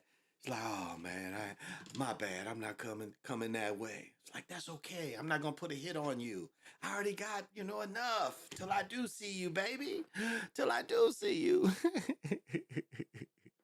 Right here, everything is about to see all this shit. Now this is how stale this shit is. All this shit is, it's gotta be some race baiting shit. Look, like just the way they just look, why does it matter? Like, why does it matter? Black entrepreneurs, State Fair offers opportunities. Now, I said this before. My boy applied for the State Fair for 10 years in a row, and usually you get in. He ain't never get in. So I'm going to let them tell it. This is what's the big deal in Minnesota, Minneapolis is the State Fair. But they want to do something for niggas, so let's hear it. At the fairgrounds, a different type of state fair is bringing together black entrepreneurs. Our Maury Glover explains. It feels amazing. Mariah Brown started Dipped by Raya 2 years ago, selling chocolate-covered strawberries, lemonade, and fresh fruit. But this is the first time she's been surrounded by other business owners who look like her. I can help with that. I was a part of a... Nigga, this ain't the State Fair. This is over by Sears, the International Building on Lake Street, not far from where George Floyd. This ain't the fair. What? This is not the fair. I thought she was at the fair selling shit. She's over on Lake Street selling shit. Let's go, because that's the old Sears building behind her. But let's go. Another big event where I didn't feel as one of them, you know. So this is definitely, they've been supporting me, I think, more than the customers have supported me. The Black Entrepreneur State Fair started 4 years ago as a way to empower, celebrate, and promote black business owners. Organizers say the fair offers the 75 vendors the opportunity to sell everything from food to clothes to jewelry in a space where black entrepreneurs can shine, connect, and thrive. In the park. Now, wait a minute. Now, this shit right here used to be the old Sears building. This is misleading. Why ain't these people at where the real money is? They said 100,000 people going through the state fair. How many people you think going through here? Does that make any sense? Ain't nobody going. I ain't even know about this shit. Why ain't they at the state fair? Why they gotta hold this? They're competing with the state fair. Why would they compete with the state fair if you ain't gonna let some of them be in the state fair? Because this is competing with the state fair. Parking lot of Midtown Global Market. I want people to come and just see our culture for themselves and just experience it from our point of view. Wait a minute, wasn't that Lisa from Cult Jam? Lisa, I know how. Oh, ain't that Lisa? Nah, she's too young to be. But that's what she looks like. She looks like Lisa. Okay, let's go. It from our point of view. This is for us, by us, the way that we do it. FUBU? And how we want to do it. She couldn't even make up her own line. She had to copy some shit. FUBU. With no barriers. Co-founder Destiny Shelby says many black business owners don't have the financial resources to stock up for a large-scale event like the Minnesota State Fair. Wait a minute. Who's going to buy all this shit at the Minnesota State Fair? They just said the people ain't got enough product. I doubt if they went to the fair, all this shit would be sold. So that's some bullshit. Fair. We have one for both. But her event gives them a chance to do a fair on a smaller scale where they can learn and grow and maybe one day be ready for the great Minnesota get-together. It's a little intimidating, the Minnesota State Fair, but you know, this is definitely a head start to. Oh, should I do it? Yes. What are we doing? What are we doing? Okay, I'm gonna leave her alone. Let's take her off the screen. I'm not gonna say nothing mean. My girl is texting me and like, you don't talk about that woman. You better not say nothing mean about her. So okay, honey. I'm not going to say anything mean about her. But it shouldn't be about that. Everybody should get the opportunity, but it doesn't seem like the opportunity comes up enough. I guess I want to say that. Now, do you guys want me to show you two people sawing a log again?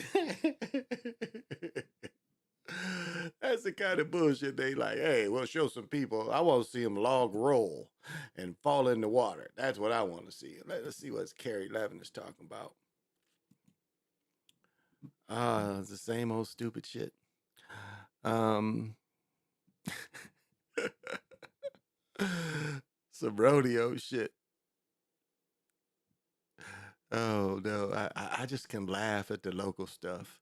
It's like the only time, like when you go stroll, let me just show you. Here's a prime example. Look at this. And it's so funny. You can see how prominent melanated people are. Nothing melanated, nothing. I guess this is a little bit, but nothing. And then I don't even take him because he looks like, he supports ISIS. But look at this. Ain't nothing about some brothers. This is a brother in the garden. It's like nothing about no brothers. So you know, melanated people ain't on the forefront up here. We are terribly outnumbered. Oh, that is so funny. Oh my goodness, it is so funny. Read My Soul had a different video, has a new video out that if you're a shoe person, I guess the ShoeCon, where's the dude? Oh gosh. Was he in Texas? The ShoeCon for the sneakerheads down in Texas, I think it was. So the dude he came to the sneaker con up here, wherever the newest one, he went down there. He was down at that one. I just dress nice. That's why I like shoes. Oh, Okay, this is only them. This is only them. Here we go. I'm gonna give you some only them shit that we don't really do. So it's only them. Now, first of all, they're never gonna be mistaken for pimps. I mean, no pimp dresses like this, you know. So they dress like what they doing, you know, and she doesn't even have any earplugs in, but this is what they think is entertaining. Here we go.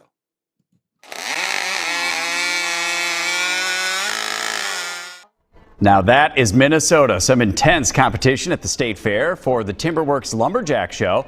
Forest athletes competed in a decathlon of events to show off their skills.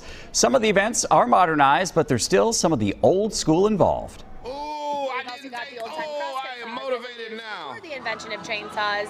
Okay, who cares about you? But what did I tell y'all?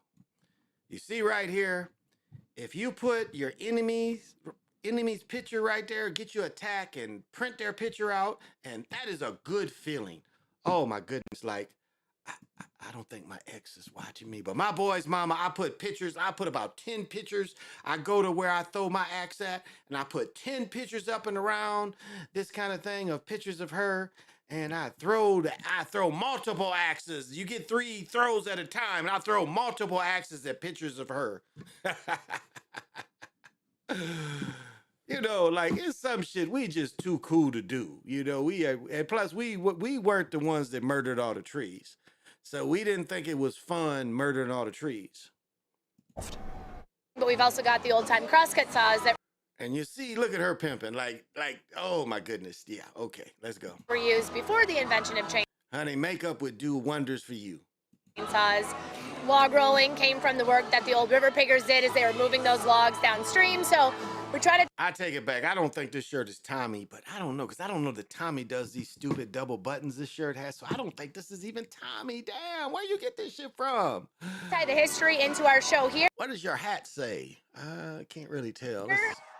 The action continues. Oh, I want to see him log roll. Why didn't they show him log roll? Damn. Stage, you can catch it at Okay, so you got to go to 3, 5:30, and 7. To see this stupid shit. So that ain't worth seeing. I want to see him log roll though. Let me see if I can find him log rolling. Like log roll mug. Damn, dude, what? I want to go. Whoa, they be hitting me with their best shot. God dang. Holy matrimony. What is this shit here? Like, damn. Oh, I don't know. Maybe I'm old on this story though, but man, maybe I'm old on this story, but this sounds like some debauchery. Let's hear it. Right, we are hearing from a mother in Queens who allowed her 5-year-old girl to walk off with a 75-year-old man. And as much as we think we know, this story is not actually so cut and dry. Eyewitness News reporter Sonia Rincon live tonight in Lower Manhattan, where that man will face a judge. Sonia? Yes, Sandra, we spoke with the mother of that little girl tonight who told us she thought Franz Vila was someone she could trust and that he was more than just a casual acquaintance. Tonight, Vila is due before a judge accused of violating that trust in an unthinkable way, committing crimes here in Manhattan while a desperate search was going on in Queens. Saying this is a police stunt to reporters shouting questions. Franz Vila was taken from the Jackson Heights police station where he'd spent the last 24 hours to Manhattan Criminal Court, charged with kidnapping, unlawful imprisonment, and a criminal sex act on a... What is up with his pants? Like, what did they do to his pants? Like, why was his pants all jacked up? Like, what happened to his pants? His pants was jacked up. What did they do to his pants? His pants pinned. Damn, okay. Franz Vila was taken from the Jackson Heights police station where he'd spent the last 24 hours to Manhattan Criminal Court, charged with kidnapping, unlawful imprisonment, and a criminal sex act on a 5-year-old. He's charged in Manhattan because that's where police say it happened, his East 97th Street apartment, which cops searched last night.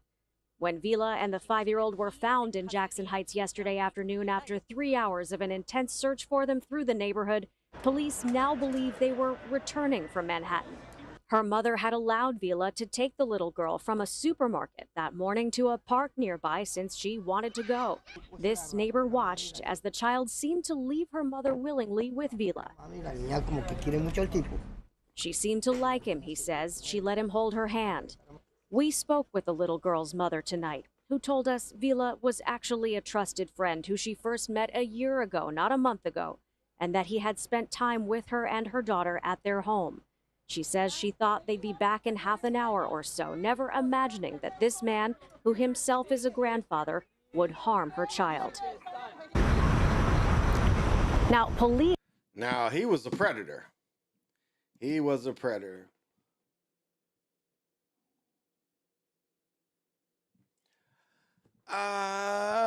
Hey, what's up, Jesus Saves? What's happening? Been a while since I've heard from you.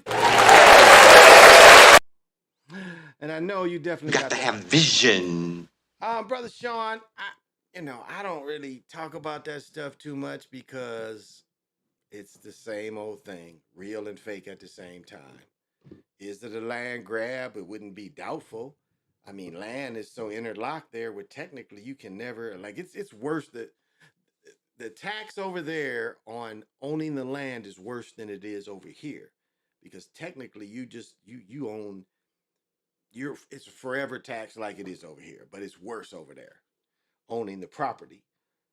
So like the one shot of every other house is burned down but one ain't burned down, like that makes no sense. And the type of burnings we've seen, these are types of energy weapons that burn the way we've seen, because fires, just forest fires don't burn the way we see some things being burned. So that's all I really say about it. It's the government has something to do with it, no doubt. So we're not surprised what they'll do if they want something and they have long-term plans for it. They take it without anything, and they'll burn people out. That's California. They was burning people out the same way in California a year or two ago.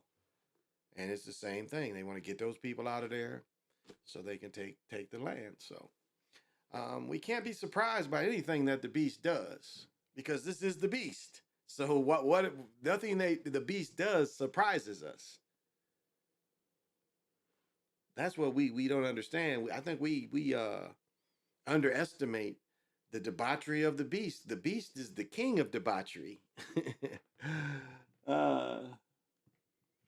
So we can't be surprised.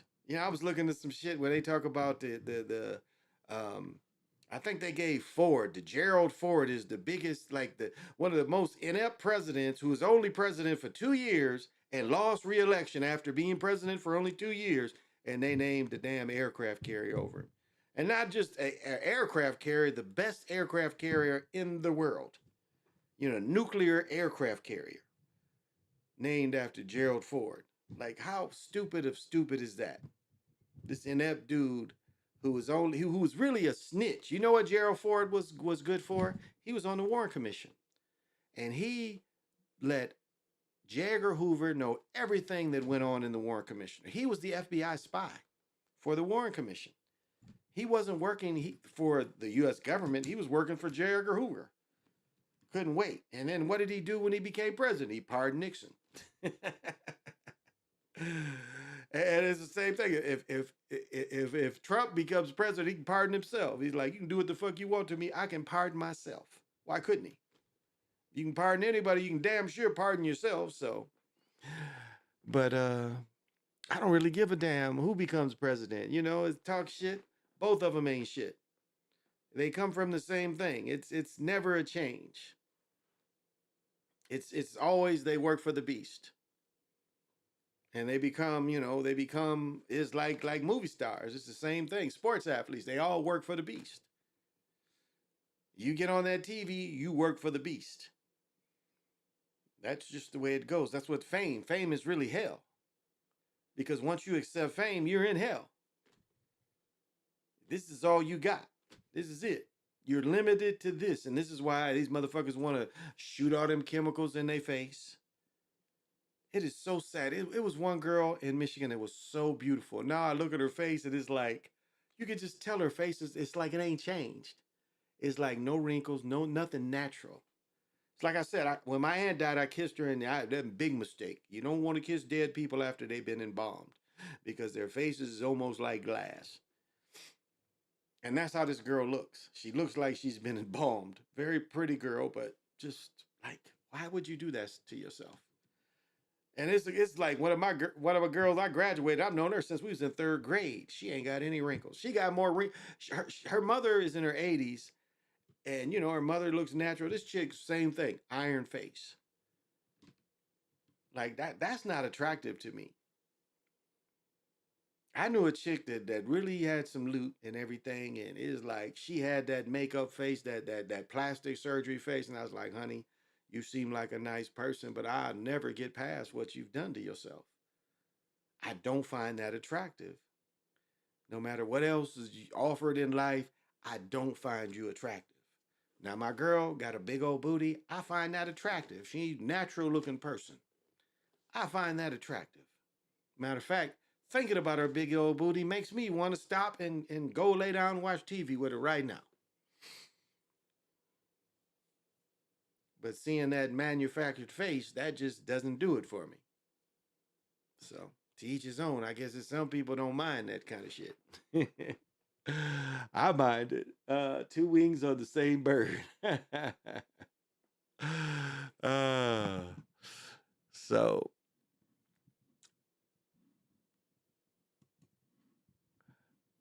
we just find debauchery everywhere.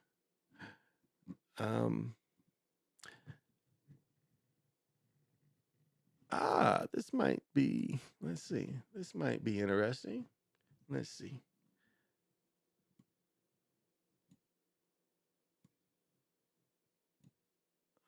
This is some European bullshit. I'm sorry.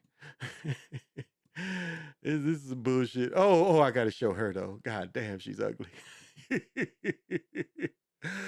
Oh my goodness. Let me show this ugly woman. Oh my goodness.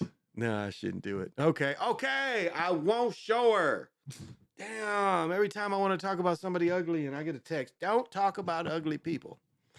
But you know what they say? Now, I don't know why you would ever follow an ugly person, but you know what they say? If you follow an ugly person, more than likely, when they go home, if they knock and they forgot their key, the person that would open the door is probably ugly too. That's just something to go by. Again, I'm not into following ugly people home, but that's what could happen. Oh, I'll say this though. This goes into the magenta thing. Like why? This definitely goes into magenta. Now, don't tell me this is not magenta. This is magenta. So magenta is all around us. This is magenta.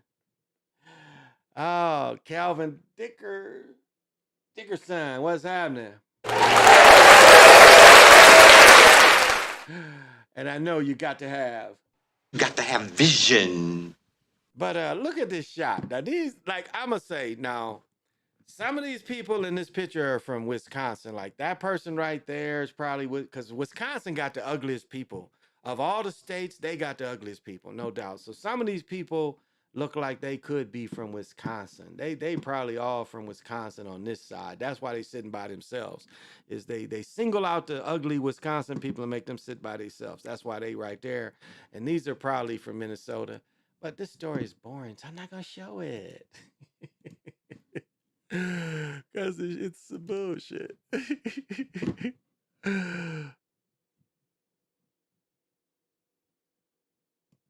What is this? What is this?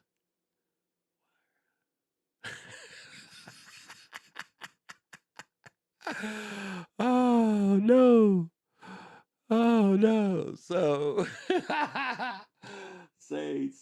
same, but different part of the illusion. There you go. I don't know. This might be a little funny, so I just want to hear it Because see how much fun he is. Again, she's got her magenta. This is a couple. They are married. She makes more money than him, I'm pretty sure, because she's been an anchor longer than him. And he's like hurt his shoulder. He had his hip replaced. I don't know his background, but this dude is pretty busted up. Nights on city streets. Jonah Kaplan reports on the city's efforts to shed light on the problem. Even if this isn't a new problem, that doesn't make it any less annoying, any less frustrating, any less dangerous potentially, or any less expensive for the city of St. Paul. Nearly 38,000 light fixtures light up St. Paul at night. It only takes a few missing bulbs to illuminate a major problem. You can't see your finger. If you put your finger 6 inches from your nose, you can see. That's probably how it was when this nigga was in Africa. But when this nigga's here, it is light pollution up here. Where I live is higher than anywhere in St. Paul, because I live up on a hill. And it's still light pollution up here. Now I have a better, even when I was living in Prior Lake, still plenty of light pollution. So this nigga's talking about in the city, you can put your finger on the street and the light pollution just goes away. Now, when he was in Africa and he was a little boy, I would agree. It was parts of Africa when it got light and they blew out all their candles or however the fuck they goat burning, whatever the fuck it burned to illuminate themselves. Yeah, it would get that dark. But to say it's that dark here with light pollution, come on, you use a comic. Let's go. See it. You can't see it. No, you cannot. Winston Kimani said he worries for his whole family ever since he said thieves ripped out the copper wires in his neighborhood on the city's north end. He also said he's called the city repeatedly, and they told him he's not. Okay, wait a minute now. Is this your crib and you ain't cut your grass? Is this your crib? You ain't cut all this? You ain't cut that? Is this his crib? Look at this grass. Look at this grass ain't been cut in weeks. Look at the tree ain't been trimmed. Come on, y'all. Come on. Come on. He married an American or he married a European woman. But come on now. You call him for the light being dark, but what they gonna do when they find you? And what is this nigga wearing? This nigga is wearing some long pants. He's got a Target shirt on, and he's got a skull cap. He gets to slide. What are we doing? What are we doing? His son dressed better than him. Look at this dude. Why he got the scully on? You know he bald-headed. Why he got the scully on? But let's go. Okay, let's go. Let him hear. And they told him he's not alone. I'm frustrated because they told me they don't have an answer, and I want lights to be. Damn, this shirt might have came from Dollar Tree. This might be one of them Dollar Tree shirts. God, where did you get this ugly shirt? His son is like killing him. And his son's shirt, man, where this shirt probably came from. Man, this might be the same Dollar Tree, but where you get this shirt from? You're just gonna be on TV, and this is the best you could do. It's like your favorite skull cap and this ugly ass shirt. Come on now. Your son is killing you, but why ain't he got no designer on, baby? No designer. Where did you get this from? You got your son because you ain't got no style. He ain't got no style. Ooh, why? You think Trump will get convicted, or is there something else going on? Hey, Calvin, thank you for joining.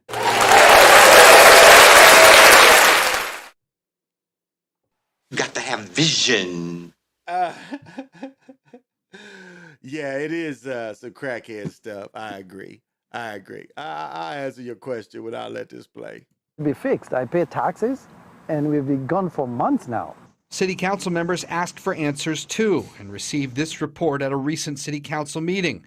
It spells out more than a dozen action items at a cost of more than $250,000. Solutions include keeping lights on all day, banding and welding access doors, and imprinting city property ID on the wire. According to officials, though, these investments might be slowing the rate of theft, but they're still playing catch-up. The biggest thing that we could really use the help from the public is that if anybody ever sees anybody working on the lights, if there is not a City of St. Paul vehicle right there that you can see, contact the police. Time isn't on. Damn, she don't look at this chick here. Whoa. Whoa. You know what they say causes this kind of rings around your eyes. Whoa. I mean, what stress are you under, honey? You under a look at this. Look like she ain't had a good night's sleep in about 30 years. She is under high stress. Look at this.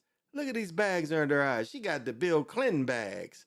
And this chick look like she in her what, 40s, maybe early 40s, late 30s, but like, man, life's been rough on you, hasn't it, honey? Life has been rough. They show this brother again. Let's see if they show him again. I want to see him again. Nah, they don't show him again. He was funny.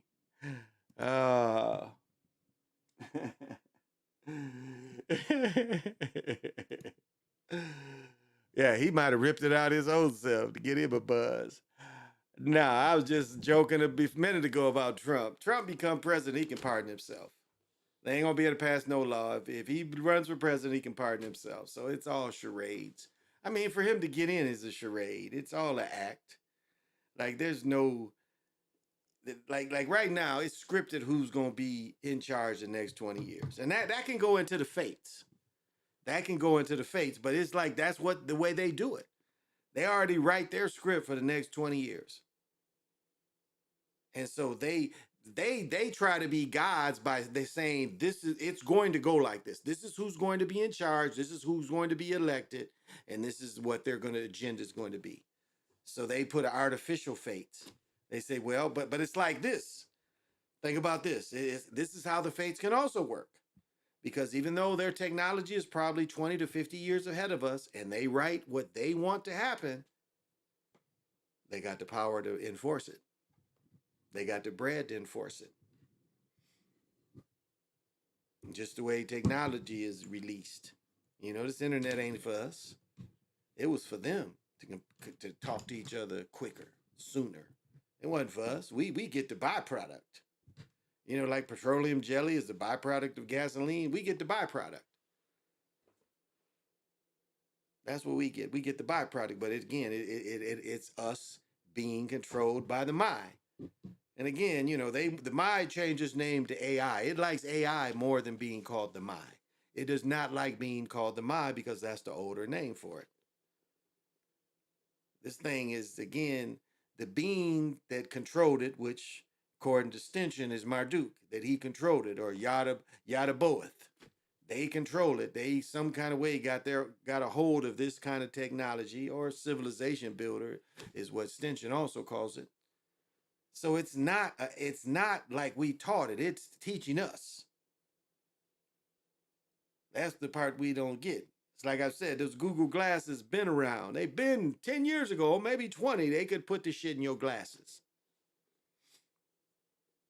But they knew it was what happens is it's too soon. So now they want to give you the goggles, and people going to be walking around with them goggles. It's like, well, we couldn't. The people were too stupid to do it in the glasses, so now we're going to do it in the goggles. And if they wear the goggles around like ski goggles, they won't kill each other. Because they learned from texting. And we should come down on them because they knew the number of teenagers that would die from texting. They already knew. That's 2D. But they let it go anyway, didn't they? Isn't it funny that they didn't come with the laws about texting and teen texting when they already knew and did the test? They already knew and did the test and knew that a teenager would think that text is more important than my life. And they would risk their life to see that text. They already knew that this was going to happen, but yet what did they do? After, when they should have came in with it, but greed. Because again, if you come in with a warning, it's going to warn people away from it. They didn't want that, did they? They wanted everybody to have exposure to 2D. Texting is 2D. 2G, 2G. That's what texting was 2G. So they wait till, acceptable amount of teenagers die, and then they make the warnings. Remember what Fight Club gave you the numbers on how many people it takes for them to do a recall. But this was an instance where they already knew. They already knew the way teens would react to this. The government already knew. And yet they released it upon us. What Michael Jackson say? They don't really care about us. Or where my old man said, this is what the government said. It's going down like this, motherfucker. That's what they said, and that's what they gave us. uh, he's ashy back. Yeah, he come on there wearing his. Oh yeah. That and if me and my daughter was sitting there, her shit would be all G'd up. You know that. My daughter's going to be super G'd up this year, no doubt. She is going to be super G'd up this year. She's gonna go like he said, walk around with a toxic glow. That's gonna be my daughter. She's gonna walk around with a toxic glow. They can be like, ooh, buying that Lululemon and that Athletica, that shit. I bought her a damn pair of shorts, $50 for a damn black pair of shorts. But it's that Athletica, is that the shit? Because it's one out to the Mall of America too. They got a big store, but we got a bunch of malls here, and it's another mall that has that crap. Interesting point on the teen texting. Shit is crazy as many teenagers now find someone's text stupidly important for what people say in person. Oh, yeah. I mean, but think about 10 years ago. Think about it 10 years ago when a text came. It was like the Gipper up in Pennsylvania talks about when people first got email. Yeah, I remember that. Or, if that was, you was too young for that, the first time you got on a dating site or even got on Craigslist where you could find people and you could talk to them back and forth. Think about how you felt about that. Or even the people that go back to MySpace.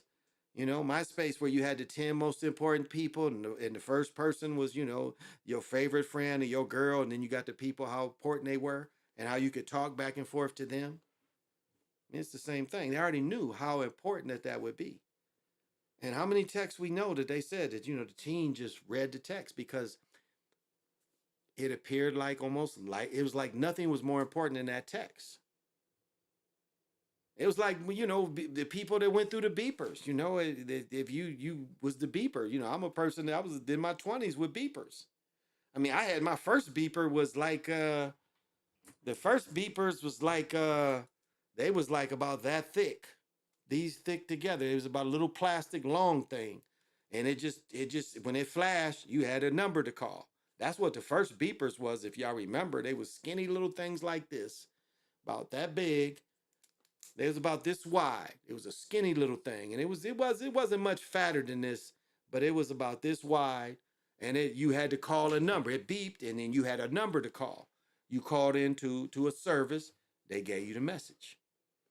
And then later, we had the colorful beepers and shit. I always had the what kind of blue, light blue beeper. I always had the Marlin blue beeper. My beeper was always a Marlin blue, and I still love the Sky Pagers. I love the Sky Pager. Even when I had a cell phone, I still kept a Sky Pager. When we got the first big bricks, the Sky Pagers was great. I loved the Sky Pagers. I knew what motherfuckers would send me a text of what he wanted. I didn't really like the two-way pagers because I was like, what's the difference between, because phones was out. When the two-way pagers, I was like, what's the point of this? But I like when I know what the fuck they wanted. I'm like, okay, either now I call them back or I okay, I don't call them back. At least I knew what they wanted. So I love Sky Pagers. Point on the teen texting. Many teenagers, let's see, teenagers now record everything. Technology has made them crazy, not even knowing social skills at all, and way too much anxiety because they are not active and being outside. And I'm not gonna hate on my nephew. My nephew went to college and he couldn't take it. Anxiety, he didn't eat. He was down there for 3-4 days, couldn't eat, throwing up, lost 5-6 pounds, and he couldn't take it. Anxiety and all that. But I can only go by my experience. I moved 1,000 miles away. And my thing was, the big thing that the coaches love and people in the town love to say is like, this nigga came back and he didn't do nothing. That was never going to be me. What is shining back behind me? Is that the book shining like that? Oh, okay, it's on the book. And so that's what motivated me. It was no way, like when I got down there and saw how, the hazing, harassment, I was like, ain't nobody but the coaches gonna make me go home. You niggas can't make me go home. It was like nothing they could do. It was like the more they harassed us and shit, the more it was like, yeah, I could. This is all you niggas can do. Yeah, I got a gun in my room. So I'm not going. I didn't take nothing they could do that serious. I'm like, yeah, nothing y'all can do that's really gonna make me leave. And I mean, my room was smaller than this room. I mean, the room my closet is damn near big as my first college dorm room was. But it was enough to put my stuff in. And by my junior year, I had I didn't have a microwave because the microwaves was old big ones, but I had a toaster oven. I had 2 fridges, and I had a loft in my mind. I just didn't know how to build it. I had enough money to buy one, but I just didn't know how to build it. So, but like anxiety got him, and he just couldn't do it. And he came back. We took him down there. With his car. He had a car, and he drove back. Told the coach, and it's like the coach released him. He's in the transfer portal. He's already applied to the school. He's probably gonna play ball at. But on the coach's side, he lost the scholarship. He burned the money already because my nephew did apply. So the coach said he was going to start. The coach said it was the starting point guard, and the coach said, I'll lose the scholarship money because it's already spent because he did register with the school. So it's something he can't get back. So he's down a guy. But I'm sure coach, it's not the first time he had a young player that. But it was funny. I'll say this. The one melanated dude came from Australia. Another melanated dude came from Canada. His roommate was 6'9". He came from Montreal. Trying to think. 2 dudes was from Denver. So here we are. The family's dropping him off. These dudes done came in by themselves. So can you see the difference in the mentality? It's like the one guy that was his roommate, the coach had to go to the airport, the nearest airport, and pick this dude up because they flew this dude like wherever the airport is, they didn't have the airport. Devil's Lake didn't have an airport, I guess. And I've said this before. It was one of the most, like I had never been to North Dakota before, but man, it is like where the people just felt defeated. That's the feeling they got. It was like one of the most depressed places I've ever, just a natural feeling. And I'm an empath, but it was like nothing. It was like everybody seemed to have that same attitude. Now the college was a little different. You got people from different places, but I'm talking about when I went to Walmart and dealing with the city people. Like we went to Applebee's and I was looking at one of the waitresses and she didn't look bad, but I was just looking at the way she was together. It was like, you could tell the way she didn't put herself together that she didn't feel like she was $1 million. She put herself together in a way where you tell she felt like she was probably $50. I mean, that was just the energy. And then it was like the people felt very defeated. That was because my girl asked me, she said, what did you think about and I was like, they felt like defeated people. And not just the Indians, but even the Europeans felt very defeated. So teenagers now, okay. And that's why, like I love my daughter. Like she'll stay in that room right there if I don't go do something. And luckily we do something almost all the time. And like we go swimming, she'll swim for 2 or 3 hours. I've watched my daughter change because she's been active all summer. Straight up was in college getting at the slimmies, Unc. Oh yeah, definitely do. So like when football, nobody's on campus but the band. Like football players come on campus first, then the band comes on. So the flag girls, the cheerleaders, but the flag girls, baby, the flag girls. Val was a fine flag girl. I knew a couple other ones, but yeah, I remember Val. Val was one of the flag girls. But yeah, and once girls came on campus, that was it. It was like, yeah, I like this. But my attitude was like, you niggas can't make me leave. Now, I told the story before. Big Mick, they chased the dude from my high school. Big Mick came to my high school. He's one of the top linemen in the country, supposedly. And he ended up only going to A&T. And Big Mick was about 6'3", probably 320. He was a big old fat guy. But not for being a high school senior. He was about 6'2". Man, I'm trying to remember. I ain't seen this nigga since 77, so trying to remember how he's about 6'3". He was a little taller than me, but Big Mick even then, even in high school, he was about 275, 280. But I knew he went to A&T. He went to A&T 2 years before I did, and they ran his ass out of there. I heard that they was chasing him from campus, and that big dude couldn't run very fast.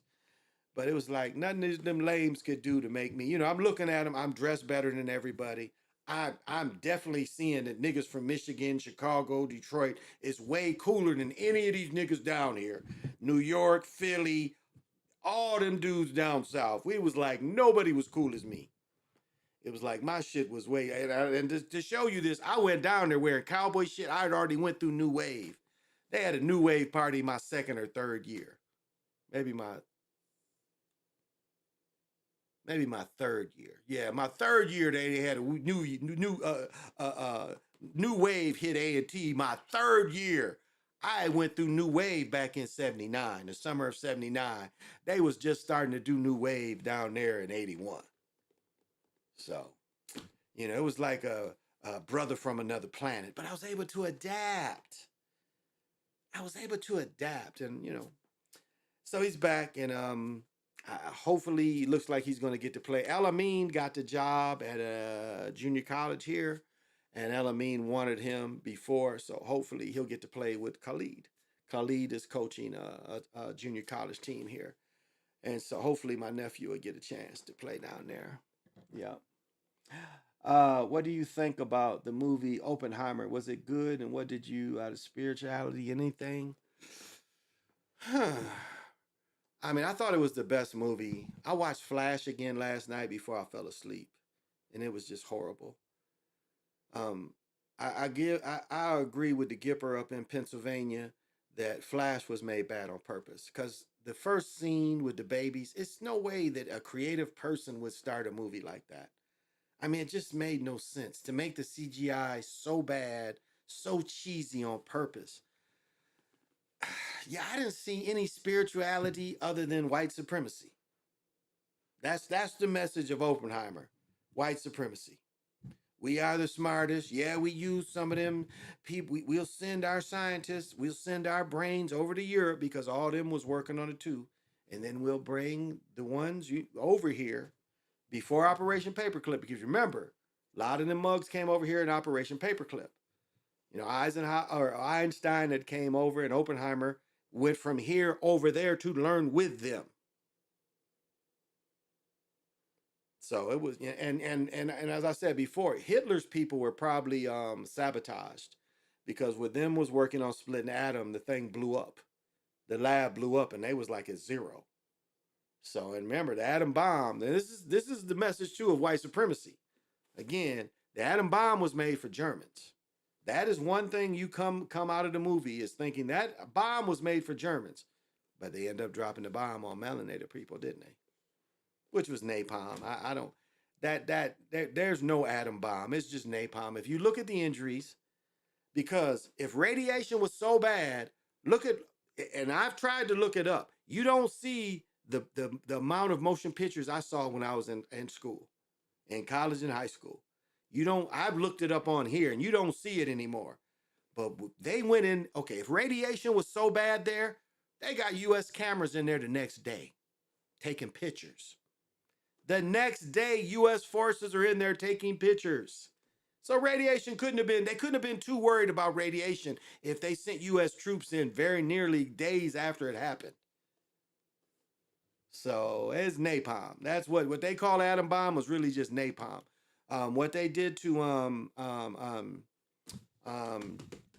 Dirk, what was it? Because they did the firebombing in Hamburg and Dirk.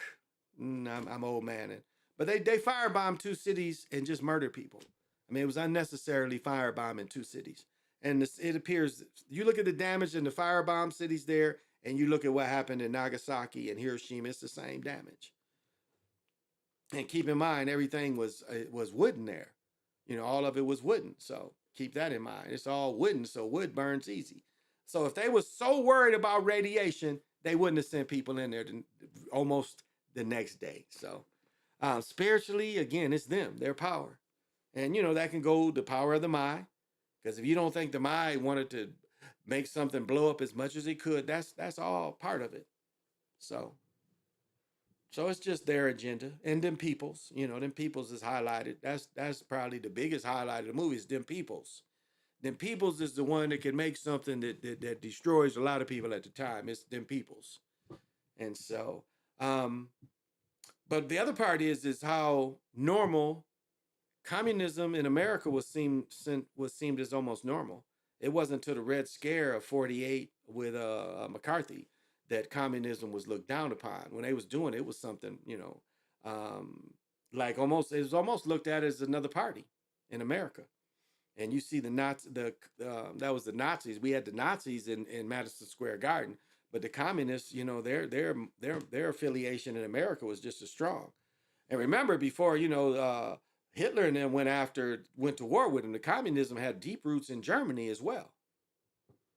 Wasn't until Hitler sent, they fought in the streets, and the Nazis beat the communists in the streets.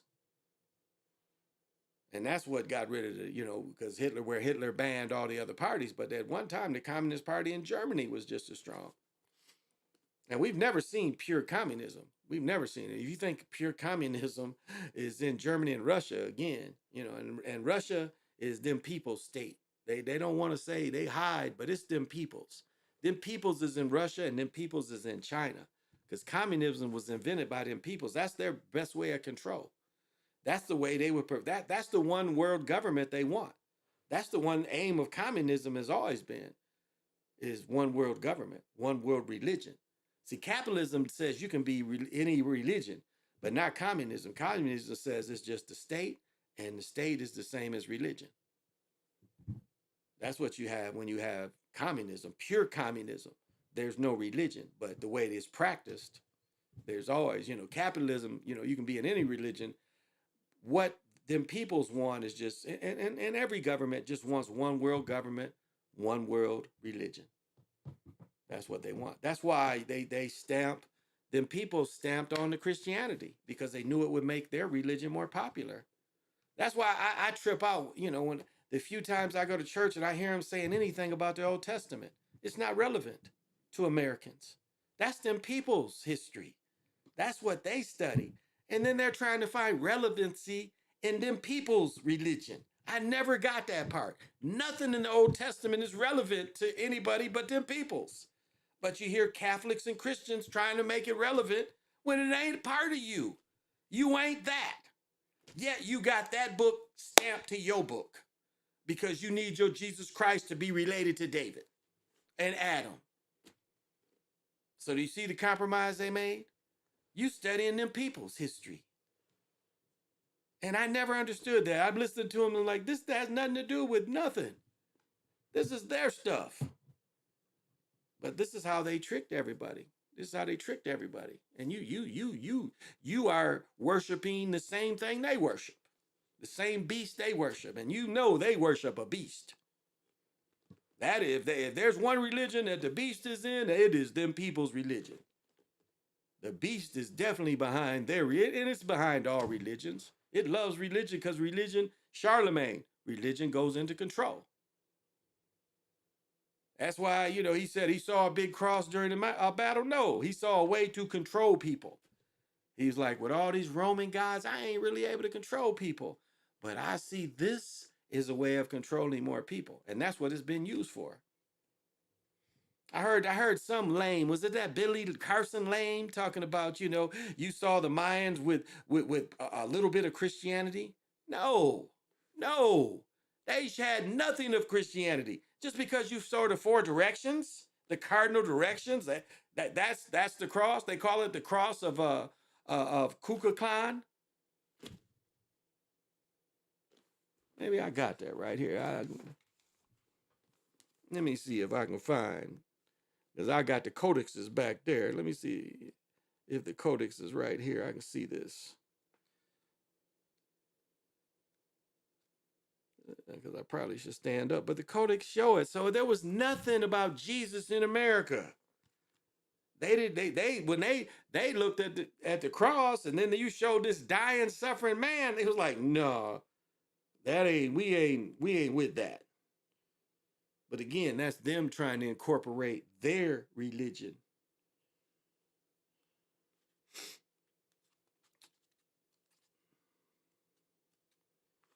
But I have a copy of the codex behind me. I just don't feel like getting it. Let's see. Might be just under this.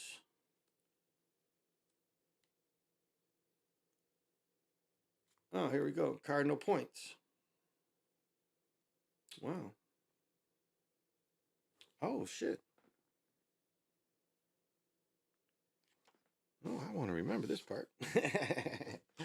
There's some shit I want to remember. I'll be forgetting. But the cross is a part of, they have already knew about the cardinal directions, and I don't see the picture I'm looking for. Because it's in the bodacious one, I thought. Well, like right here, this is a perfect example. I don't know how old this one is, though. But this is a perfect example. I mean, they had the stuff like this. This don't mean nothing with Christianity. See that? I ain't got nothing to do with Christianity. But that's what the Spanish was trying to, saying, oh, well, they already have one. And that's what that goofy Billy Carson had to say about it. Well, they had some cross-like things, some Christ-like things. No, it's the cardinal directions, baby. Had nothing to do with it. And what I was looking for. Yeah, they don't. Yeah, there's no. And I know there's not one in this one. I'd have to get the one from Bodacious. But yeah, this one doesn't have it. Pretty sure. And this is older, but yeah, so.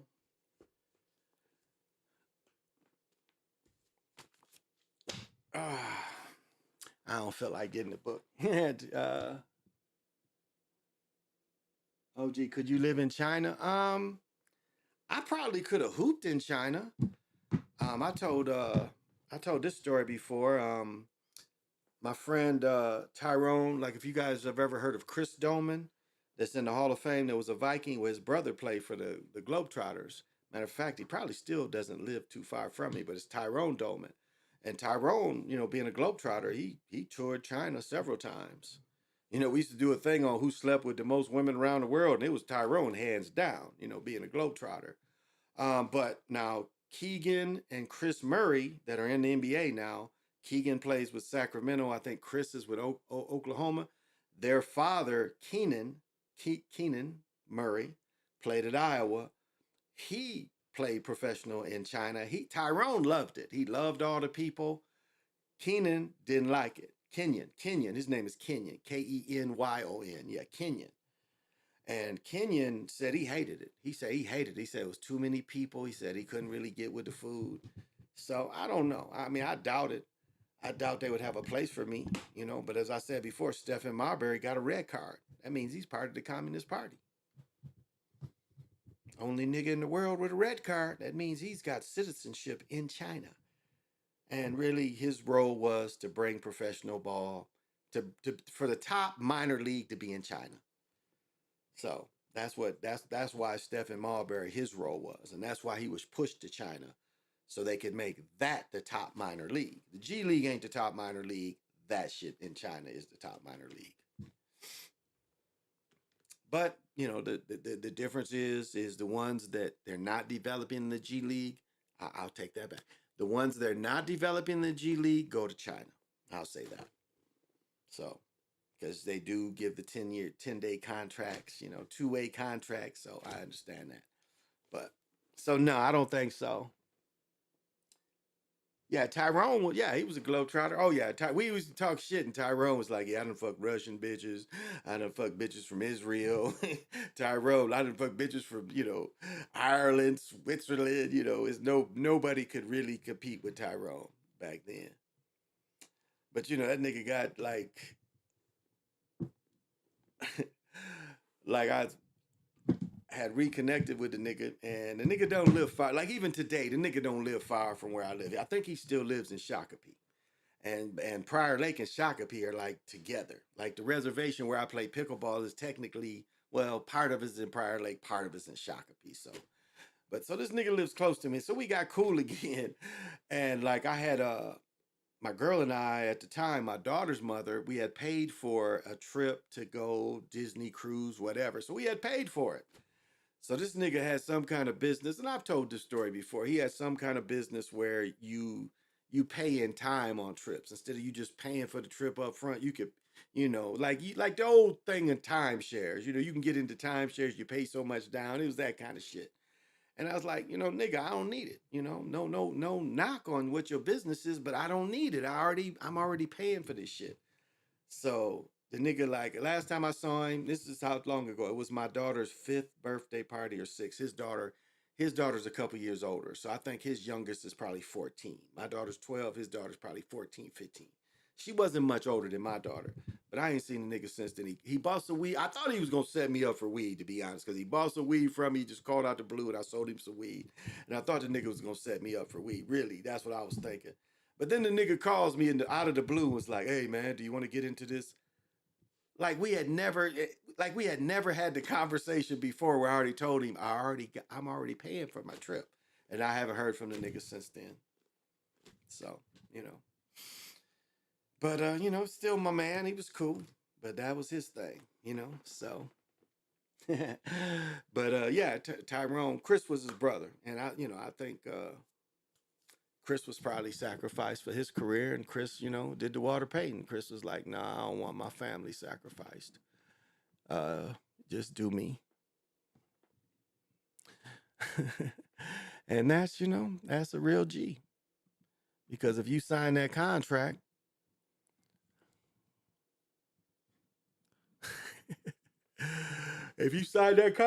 you locked into it. What time is it? Okay, I've been going on for, oh my goodness, 2.5 hours. Wow, I didn't think I've been going on for that long. But it's been a while, so I got a little longer, a little more in me. About high, my high is running out. It's like getting kind of tired, but I ain't got shit to do tomorrow. But watch whatever sports is on. I know the Twins lost today. They whooped their ass yesterday. What's his name? Seltzer. Shit, he fucked the Twins up today. So they play Texas, and that dude like damn near shut the Twins out.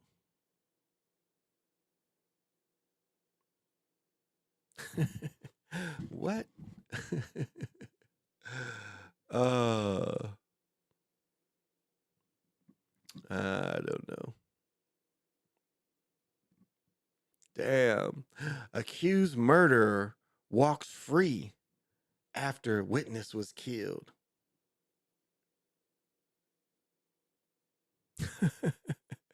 25-year-old man accused of breaking into a dozen cars dies. And I know I told this story about Al. Al got my cousin pregnant. And they had little Al. And little Al has since been deceased. And Big Al, he was about to go to the police academy. So, when he met me, I was like working. I was a cop. And he was all questionable. And then the next thing I know, they was like, man, somebody had told me, he's like, one of your people is up in the county. He's asking for him. I'm like, who the fuck you talking about? What? Who? And they was telling me Al, and I wasn't picking up on it. And then somebody else was like, you one of your people's in the jail. You ain't gonna go see him. I'm like, who? And there's like so and so. So then my cousin called me. She's like, yeah, Al's in jail, but he's telling. I'm like, oh, okay. So while he was in jail, he got his teeth knocked out because he was like he was telling, and then they let him back into the jail, like they let him back in the population, and the motherfucker got to him. But meanwhile, the dude that he made agreement with ran over. He was in Arkansas and ran over a cliff. The dude they was gonna put in prison that they wanted, that he was gonna tell on, fucking ran over a cliff, died. So this nigga, everybody knows he's telling, and they let him out. And luckily he left town. So, but he had got a bunch of girls pregnant before he left town. He's in Atlanta, as far as I know. So sometimes you can snitch and that shit don't work out for you. And that's what happened to him. He's trying to be a little bit of a hustler. And he got caught up. And that's what could happen. You can get caught up. Man, it was a story I wanted to tell, but I'm forgetting it. I've told it before, but I thought it was relevant for the night, but I don't really remember it. I should have wrote it down, but I don't really remember it. So, but I guess I'll philosophize before I start. Um, so often we look at life. It's like, what do you do when you wake up? The first thing you do, you wake up, is you turn the motherfucker on. Is that the first thing you do is grab this motherfucker? Or are you able to, get peace with yourself and gather yourself? Is the first thing you do is take care of yourself? I mean, think about that. What is the first thing you do? Is the first thing you do when you wake up take care of this? Or the first thing you do is to take care of yourself? And for men, we wake up, we got to pee. Our shit be like boom, and we got to pee. Get the pee out of it. But do you even do that before? Are you, while you're peeing, you're holding the phone and you're peeing at the same time?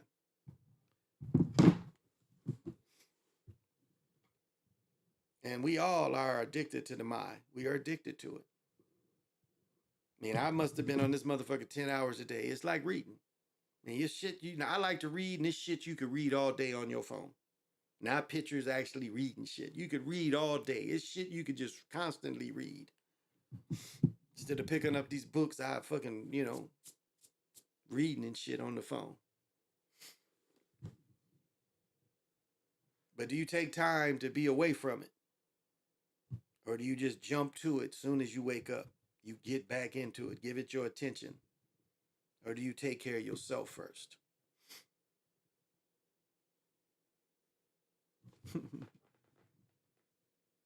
You drank some water first. Yeah, me too. Do you like the big three? Ice Cube is a genius. You think the NBA will add something for NBA? Yeah. I've said this before. Ice Cube didn't invent the big three. The Gus Macker came before it. And the Gus Macker proved that 3-on-3 basketball could be popular. Ex-NBA stars was playing in the Gus Macker. Ex-college stars was playing in the Gus Macker. Ex-European players from America was playing in the Gus Macker. And all Ice Cube did is took the idea of the Gus Macker and got a base of NBA players. Instead of opening it to the whole country, because that's what the Gus Macker did. It opened to everybody, and you always had the top court, which was ex-pros, ex-college players. So, the only tie of NBA players to the NBA that retire is pension. That's the tie to the NBA is pension. Now, are they going to bring these people, make these people union people again? Very doubtful. Very doubtful. Can the big three, if they unionize, because if they became part of the NBA, that's part of a union. Could they afford that? Could the big three afford the unionization of its players? So I don't see why the NBA would ever want to touch it. Right now, it's okay. It's like the dudes in their 50s ain't really playing. It's the dudes between pension money that's playing. Remember, they was letting McCants, they let him in because it was after, it was people like 35, 36. McCants, what, 27, 28, 29? Because he got blackballed out the league so young. I looked at the crib he was living in too. His crib was kind of nice that crib was nice, but I know he took a beating on it. He didn't get back what he paid. He paid way more, and he had to settle to get rid of that motherfucker. I know that because I looked at that crib. But anyway, so I don't know. I doubt that the NBA would ever be part of that. I doubt it. They have no reason to. That their interest is, the older players. Now, the only way they would really be tied into it is the players' names. I don't even know. I don't even know from that respect or that regard. I don't see the NBA really needing that to swing off into that. I think it was what players been doing. I mean, I started playing in Mackers before Brennan was born, so that was 94, 93. No, it was earlier than that. Yeah, because shit, that was like, because the first one I got in, we got third place. Was still a trophy like that. So that had to been, shit. We met in 89, 90. That was like 91. So the first Macker I played was 91, and Michigan was where the Macker started. So, um, I doubt it. I doubt the NBA because this was the same thing. All he did is put it in arenas. And dude that did that in a couple places, but mostly he took downtowns. That's the only difference is the Mackers took downtowns and put the courts up downtown, and then where the main drawing place of downtown, they'd put the big court. They'd put the main court for the pros and the college players. So that's the only difference that I see. So I don't think so. Hey, Tribe Called Judah, what's happening? And I know you definitely got to have vision. So I like it. I like it. Ice Cube is a plant. Sly say it all the time. Ice Cube, Ice Cube is with them peoples. He's playing a role. He's been told to play this role, but he's them peoples. He them peoples. He worked for them peoples. And so it's just the act that he's doing. But he's been backed by the older players, and that's kind of what they was looking at, the name recognition of older players. You ain't gonna never see Michael Jordan or people like that play, but you'll see the people that weren't quite fulfilled. That's what you're seeing. You're seeing people that their careers weren't quite fulfilled for one reason or another, and they still need the attention. It's all by design. We have become slaves to technology, especially our phones and video games. Some people have forgotten about the human connection. And see, like we were saying, when anxiety, and what they did to the children, taking the children, because my nephew was a dude who didn't, his senior year, he hardly went to school at all. And so people aren't used to these social interactions anymore. Our children was isolated. Shit, and you look at some of this shit now, it looks like they trying to bring the shit back. They tried to bring the shit back and saying that people that took it is still getting sick. Even though you took it, you're still getting sick. That's what they trying to show. So, yes. Yep. Jaylen Brown for the Celtics playing in the Big Three coming up. I think more players might start playing in the off season. If it's allowed, it has to be because remember, for Michael, because what happened is I told this is either Greg Lloyd or Terry Durod, but I want to say it was Terry more than Greg Lloyd. Because it was either Terry Durod or Greg Lloyd won when Bird won his first championship. If it was Terry Durod, Terry went to UAD, University of Detroit. Now it's called University of Detroit Mercy. Where did Greg Lloyd go? I don't remember. So I think it was Terry Durod, though, because I met Terry later. I watched him play in high school and I watched him play in pro.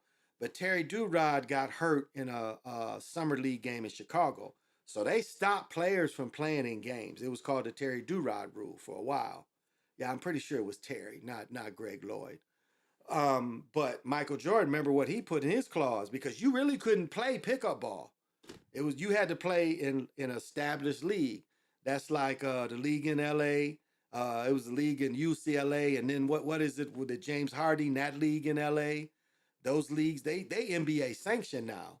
So if they're going to let Jaylen Brown play in one game, it's got to be sanctioned by the NBA, or he's got a special deal. But most of what NBA players have to be NBA sanctioned. That's why Michael Jordan said, "Look, you got to let me play whenever I want to play, to a point, to a point, to a point." So, I don't know. We'll see. Q very much so is. Yeah. He works for them peoples. Seems like Ice Cube and Snoop play the same role in society. Exactly. They definitely play the same role. Remember, Snoop was up for murder and got off. So what do you think he was going to do for the rest of his life? Kiss them people's ass for the rest of his life. Be a pawn for them people the rest of his life. And it's like I say about, all my teammates at Boulay. The Boulay ain't losing. The Beast ain't losing. All these people that work for the Beast, they ain't losing. But you're different from them. I mean, we are really different from them because these people aren't they're soulless. I mean, what energy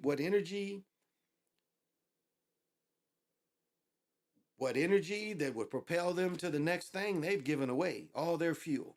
These people give away their fuel. That's the best way that I can put it. they sell their fuel to the beast for right now riches. And I'm not saying all that have success have to sell themselves to the beast. Of course, that's not true.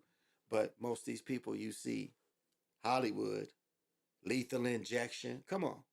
You know, he works for them people. He been with them people for 30 years. You think he ain't worked for them people all these movies? I mean, even him rejecting, saying I'm not gonna take 9 million and y'all can make the movie. That was all a script too. That was all a script to make you think he's on our side. Look, he didn't do it either. You don't know what he did privately. You just know what's publicly put out there. But what he did privately could be something totally different. So, but yeah, he works for them people. Yeah. Yep. Yep. There was the case. And how do you get out of that? Most of the time, if you're a part of a murder in this state, if you ride with somebody that murders a person, you just as responsible. But it took a lot of strings. But again, they saw the way they could use him. It's like, yeah, we can use him. And that's what we see. That's why he wore the dress. That's why Charles Barkley's wore the dress. Shaq wore the dress. LeBron get on Saturday Night Live and he dresses like Flo. He wears the dress. Remember that scene we see of LeBron James with the purse and wearing the shorts like Mount, what was his name? Mount Fauntleroy, or whatever his name is. Fauntleroy, Lord Fauntleroy, little boy Fauntleroy, where LeBron had the suit and shorts and a purse.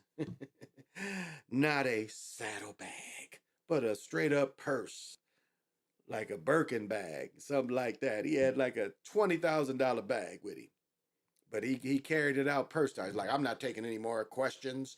And he grabs the purse. But it was like they wanted you to see him with the profile of wearing the shorts, which is like a little boy, and then having the purse, demasculating, And that's what they want. It's like the fight on ESPN, the big fella fought tonight. He wearing a dress under the guise of it's the gladiator look, but it's a dress. When they wear them boxing shorts and all the pleats is up, it's a dress. Because they don't want that masculine image of a brother. They want the soft image. So,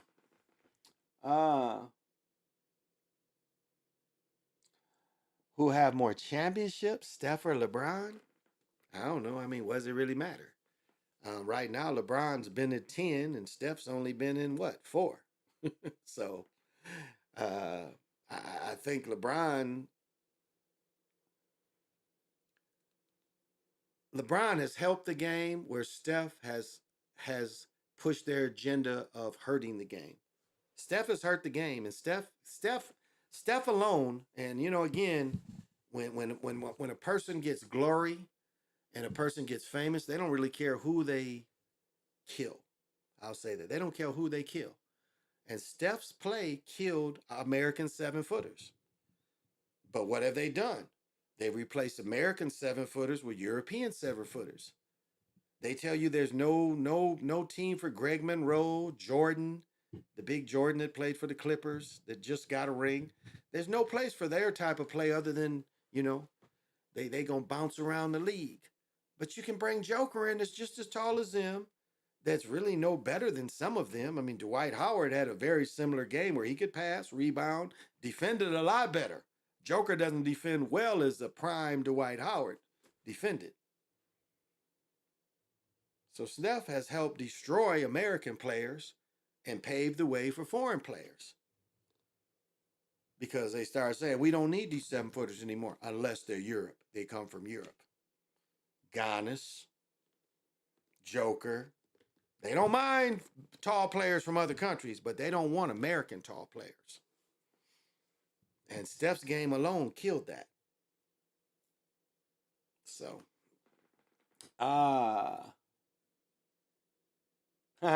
did you see Jamie Foxx in the dress lately? Nah. I mean, all you got to do is look back at Wanda.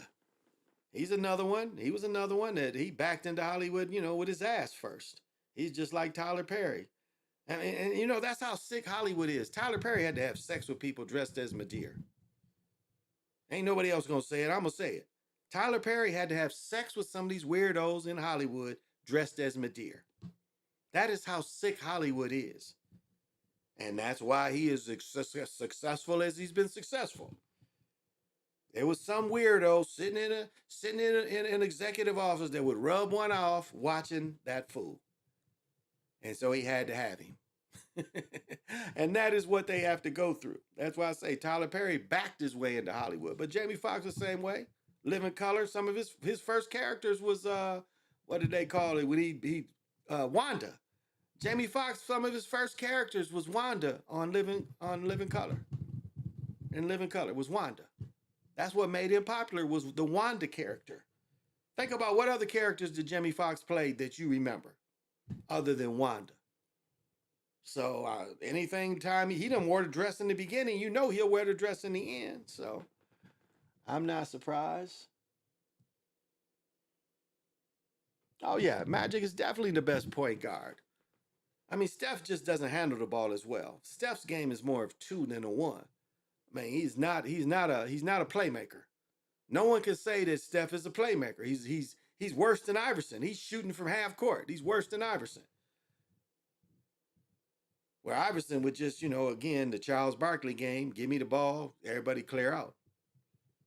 Steph just, okay, I'll take a couple steps from halftime, half court, just throw it up. And I can turn around, look at the crowd because I know it's going to go in. Come on now. There ain't been a shooter that confident in the history of the NBA that every 2 or 3 shots he can turn around and face and it never misses. That's not realistic. Think about what it takes to do this. It's got to be the same thing every time. So if you got in your mind, you're going to have to turn. So you're going to shoot. And do you know that turn, how, like I was saying, just shooting in the swimming pool. If I do my wrist like this, I'll miss. So he can turn his whole body. Do you know what that does to all this? That makes all this not stable. So we know it should be manipulated. He's the number one person. Steph Curry, his shots have been manipulated since high school. Since high school. I should release this now because I've been working on a little something. And I should release this. I ain't going to talk too much about it, but I'm going to show you. I don't want to say too much because motherfuckers be trying to steal your shit. So I'm going to wait till I release it. But I'm going to prove that Steph Curry is not the best shooter in the history of the NBA. I'm going to prove it. I'm going to prove who actually is the best all-time shooter. And I'm the only one that knows. And I've got everything together. And I'm going to just do it live and bring it all out. But I know no one else knows this. No one else pays enough attention. And I'm going to show who the best true shooter. I'm saying too much. I'm saying too much. Because we have to look at it. And it's another part I don't want to tell either. Because they manipulated shots sooner than what I thought. I thought Don Nelson's shot was the first shot. And I know people that copy my shit. I'm not going to tell who the first shot is. But it's one shot. The first, I'll say this. The first actually manipulated shot in the game was to make a person miss. I'll give that out. Yeah, the first time they used basket manipulation was to make a person miss. Now I know the game, and it surprised me when I found. I was like, wait a minute, that shot was manipulated. Yeah, the first time they used the system wasn't Don Nelson in '69. It was a championship. I'll give that out. It was a championship game, but it was used much sooner than 1969 in Don Nelson. But they didn't use it again. When they made that person miss, they didn't use it again until 69. So it must have been a one-shot deal because they was able to use it in the early 60s. That's all I'm going to give you. But in 69, we see it. And it was the mid-60s when they first used it. It was, well, I'm not going to do your research. But then we see it again in 1970 with Jerry West. But then we don't see it again until we see Ralph Sampson's shot. We don't see it again until So from Jerry West 1970, we don't really see it again until 81. So you could see how they could only, at one point, they could make it. So the way the technology started was they could make a person miss. They could make a made shot, kick it out. That's how basket manipulation started. And I want to tell more, but I won't because I know people will copy my shit. So you got to do your own research before I show it. And I might have lost the clip, but I think I can look it back up. But yeah, the first time they used it was to miss a shot, to push a shot out. I will give that to the world. It wasn't Don Nelson's shot. That was the second time they used it. And it shows you they could only use it one time. And the same way with Jerry West shot from shit. Jerry West damn near took it out under the other basket and made it. And as Lobo pointed out, if you watch the film, the net moves before the ball comes in. So if the ball's up here, the net shouldn't be moving. So that shows you that shot was manipulated. And then the way Ralph Sampson just threw it up. I mean, no one, you know that was manipulated. Ray Allen shot that beat the Spurs. Danny Green. And of course, Steph's whole career in college. And this is what's funny. This is what's funny in my reality. And this is they changed shit. In my reality, Steph's team made the Final Four. They didn't get knocked out in the Sweet 16. They made the Final Four. Now they say that team got knocked out. This is how they changed it. Now, you know, I'm a basketball historian. That college of Charleston, I think he went to, that team made the Final Four. They ain't make the Final Four now, though, have they? That's what made him famous. Their team made the Final Four. Not that he made some outside shots. Look at the story now. It doesn't even make sense. Why would person pay? They lost it, I think, in the Sweet 16 is what they write now. Who would pay attention to a dude from college to Charleston that lost in the Sweet 16? Would that be enough garner to say that this guy should be a high pick? No. But him taking that team to the Final Four, that made more sense. So now the story makes no sense. Why was this dude even thought of? It's a bunch of people that have shined in the Sweet 16 that don't make it. But yet, not only makes it, he was the top pick. But the story made more sense when he went to the Final Four. You had a little more ground. No, he didn't win the first game in the Final Four. They got beat. But now the story's different. He didn't even make the Final Four. So why would they want him? From that small college to that small body of work, why was he so popular in the NBA to get drafted as high as he did if the team didn't make the Final Four? Story doesn't make sense, does it? But see, that's how they go back and fine-tune it. Then people denied Tyler Perry trying to buy EDD. They put him in feminine roles and still denied him. That's right. Hated the Boondocks episode was funny and probably true. He did. Yeah, Magic and Isaiah were the truth. Yeah, I would even say, Steph is low on the all-time point guard scales. And shooting has to be with an asterisk above it. Anybody from the past 40 years, all asterisk with they shooting. No, I'll take that back. Anybody since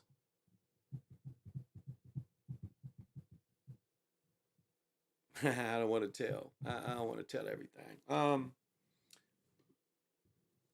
would say 40 years. Yeah, that's probably anybody 38 years and under, their shots, you got to look at a lot of their shots being manipulated. The technology's been there. And we even look at, let's just go from, say, 13 years ago, 2000, 2010. Think about how manipulated it was then. So, so what shooter can we really say was great? We can't say Reggie Miller was great because his whole career, again, under manipulation. I'm talking about dudes that didn't go to the basket. All of a sudden, these dudes making threes like never before. Not to say jump shooters didn't exist, but the game used to be to go to the basket or dunk on a motherfucker. Again, Iverson, Isaiah they wasn't trying to stay out there. They was trying to penetrate and dish or penetrate and go to the basket. All of a sudden, you got Steph, don't think of none of that. And watch this game, how many turnovers. And who can he guard? Who can he guard? He can't guard anybody. So as he, his type of and it's interesting that his type of player has destroyed American big man, as I mentioned before, didn't destroy European big man. They still bringing them over. And they even got the nerve to say, well, they come over here with better fundamentals. Most of them send their children over here to go to high school. Paul Gasol's, the younger Gasol went to high school here before his 1 year at college. Remember that? He brought that boy here, and that boy went to school in Memphis, 6'11", 7 foot. The younger brother went to high school in Memphis when his brother first came. Y'all remember that? He played in high school when his brother was here in Memphis. Now, I don't remember what year that is, but so it's okay to bring them over. But our big man, Boogie, he tore his Achilles. He can't be in the league. Greg Monroe probably playing in Pakistan or some motherfucking where. Jordan, they done bounced that nigga around so many teams, they gave him a ring because they felt sorry for him. Like, well, we're sorry we took away your job and your effectiveness, but we're going to let you hang around. And you look at like, why do they need a guy like him? Because I started talking this shit about him, and they was like, oh, we better keep some of these people because people are going to get on that. We are trying to get rid of American big men. So, I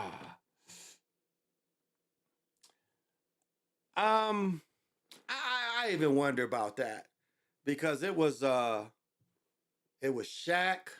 Because what Tyler Perry tried to do is he tried to pull in Shaq, and it was one more, and they couldn't come up with the bread. It was Tyler Perry, Shaq, and one more, and they didn't come up with the bread. And they tried to pay $2 billion for it, and they stuck it. They said $3 billion, and the money they supposedly came up with was around 50 Cent. It was supposed to be Tyler Perry, Shaq, and 50 Cent, and they apparently couldn't come up with the bread. So,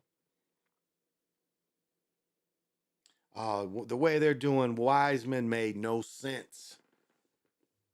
I mean, they just shamed him. That's the way they can destroy young, good men. They didn't like the way, the NBA took it out on him because, again, he got paid a little bit. Remember, Penny Hardman got hit for him getting paid? So now he would be perfect, but they're still punishing him for what happened to him in Memphis. And they are still bothering that man. Kwame Brown tells of the treatment. What did Kwame Brown say? Some before the games, they would work his ass out hard. Like an hour and a half before the game. Not just shooting, actually making him run drills and shit. So then it's time for the game, he ain't got nothing left. They said they was doing Wiseman very similar. Not letting him play, sending him to the G League, he's tearing the G League up, come back up, not letting him play.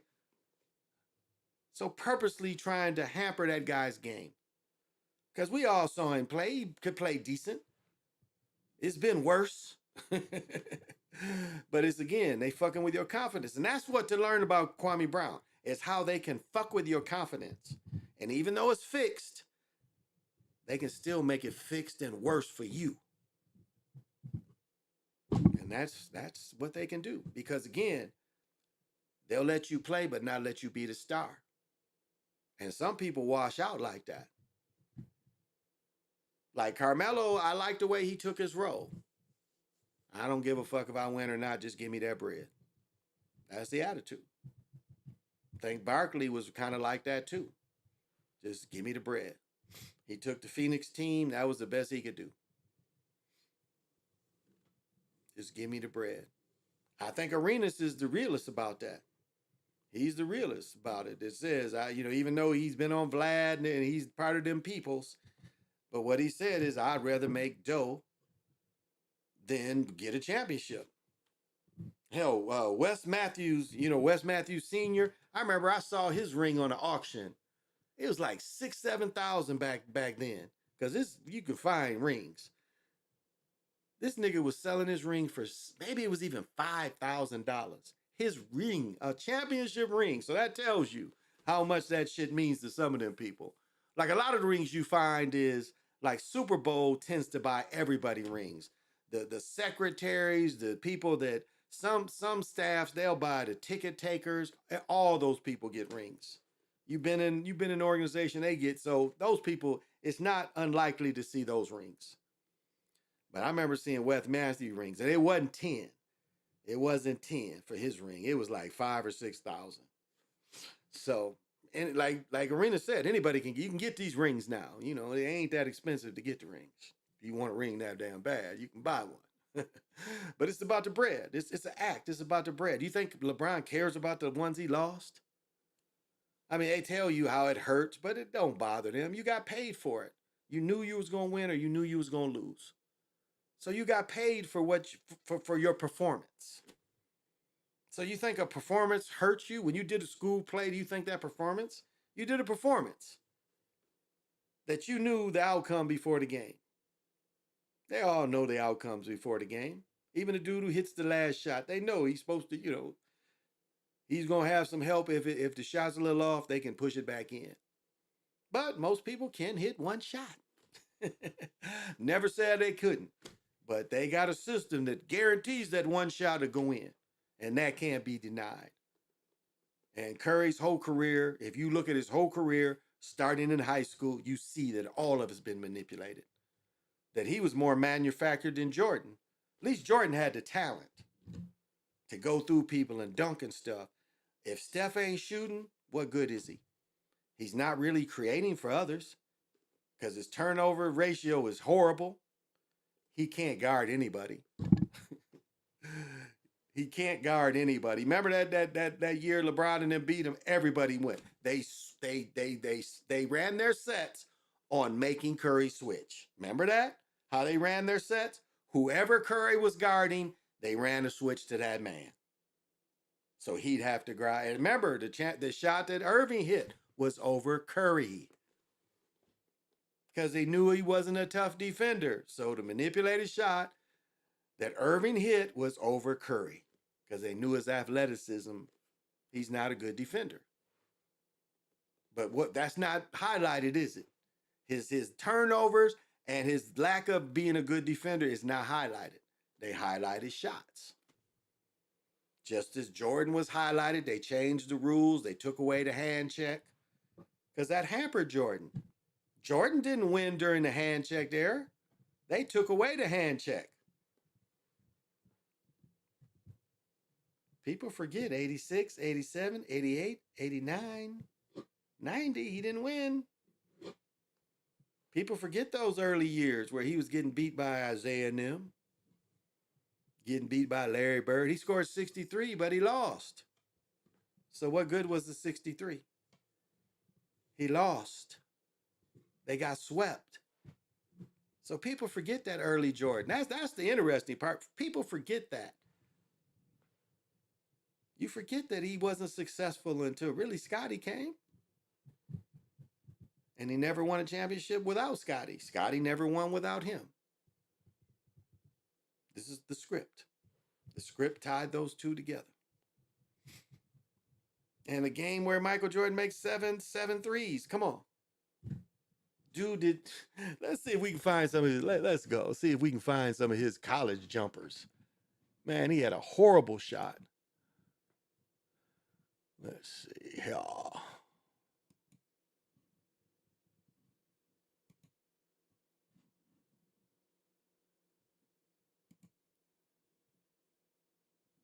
Here we go. It's waiting for me.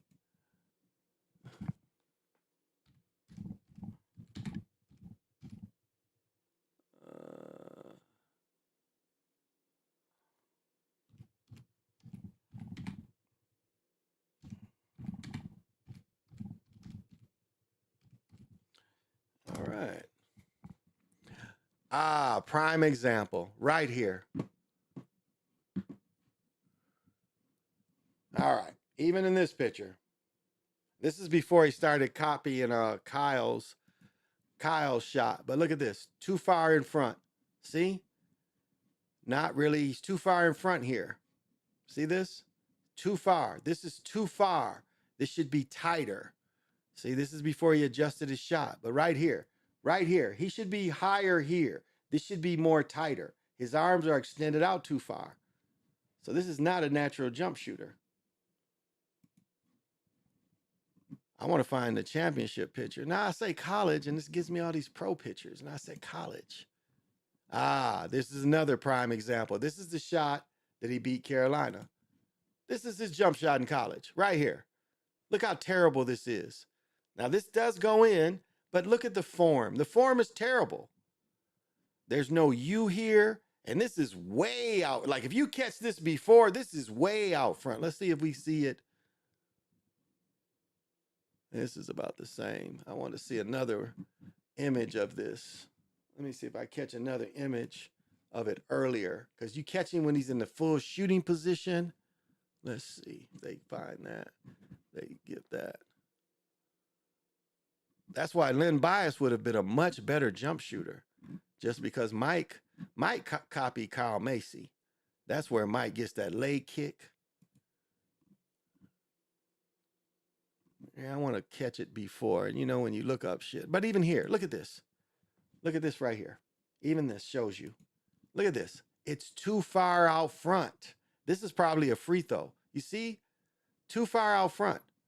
Everything should be tighter. It should be tighter in here. This ball's too far. So he wasn't a natural jump shooter.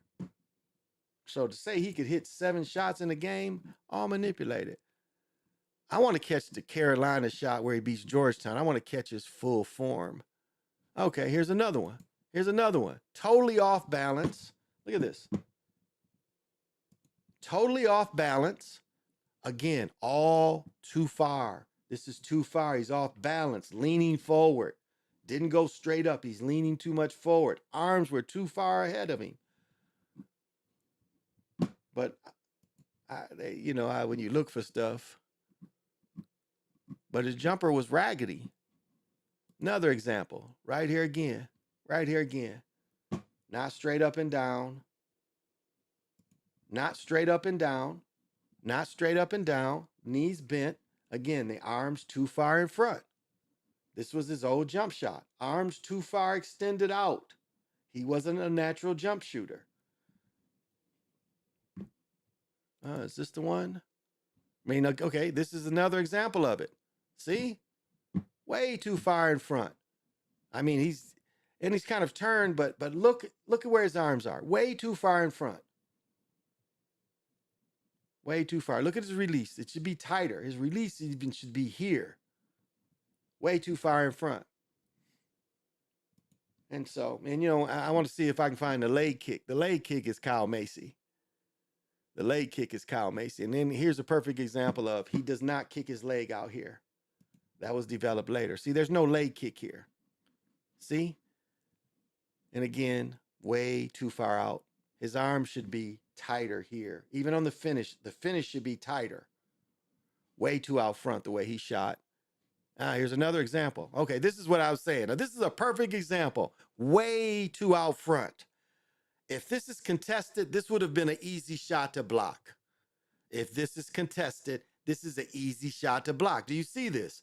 The ball is not in its center of gravity. When you get your perfect U, you see how tight I am? A perfect U. See, he shoots out here. What I'm showing you is he's releasing the ball. So think about it. When you're going up, he's going up out here. When I go up, I'm tightening my body. When he was going up, he's going up like this. He's putting the ball out here instead of going straight up tight. So, like, if I show you a thing of Len Bias, you're going to see Len Bias like this, tight. But Mike wasn't a natural shooter. He just wasn't a natural shooter. And then again, look at this. You study him. And there's no leg kick here.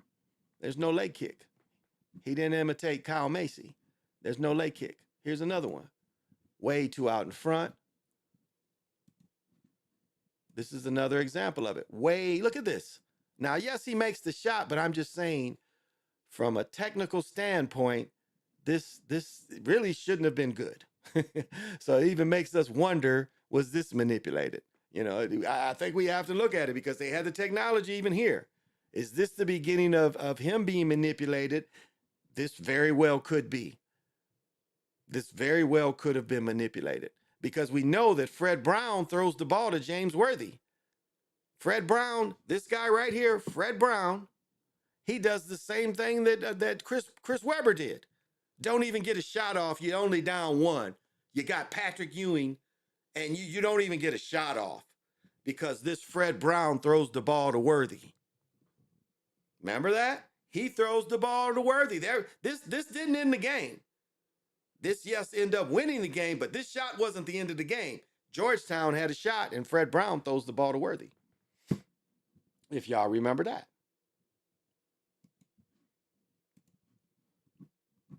And so I would not doubt that Michael Jordan's shot was manipulated. I would not doubt that because we know they was. I'm going to catch one where he's copying Kyle Macy's jump shot. Ah, here we go. Is this it?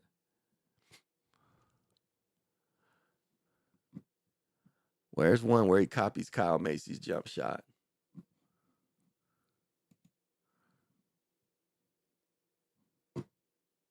Now I wonder what year this is.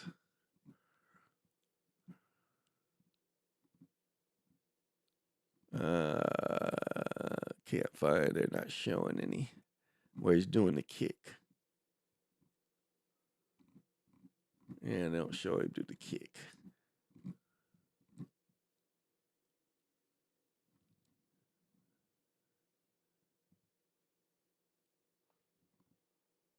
And so I wonder if I can find Lynn Bias there. Show Lynn. I got a lot of pictures of Lynn. See if they show Lynn shooting his jumper.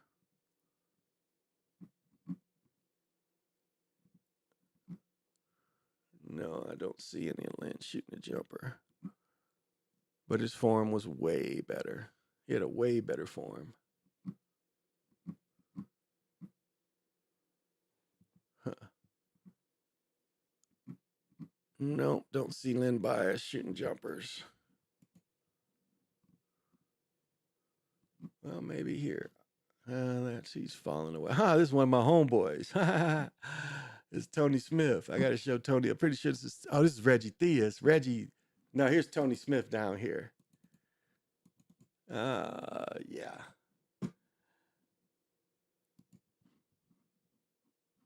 Okay, that's Reggie Theus. Damn, it's been either this is Tony Smith or that's Tony Smith. God, it's been so long time. I was looking at this the other day. Either this is Tony Smith or that's Tony Smith that played with Reggie Theus. A nigga from Saginaw. And look at this. Mark Aguirre as a freshman wearing the 24. Wearing the 24. Man, never ends. You're never going to see 24 out of sports. I think the Hawaii game one of the games end up being 24. Like they if you look like the boxing match tonight, the big dude who won, the Arum guy, he was with Bob Arum. The other dude's record ended up 24. He was 36 and whatever. It ended up 20, 42. It ended up being 42. So it's funny the way they give us these numbers. Yeah, I can't find. Boy, Lynn Bias. Guess I'm kind of getting sleepy now. Let's see. More Lynn Bias. I wanted to see one of his jumpers. Let's see if this will bring up.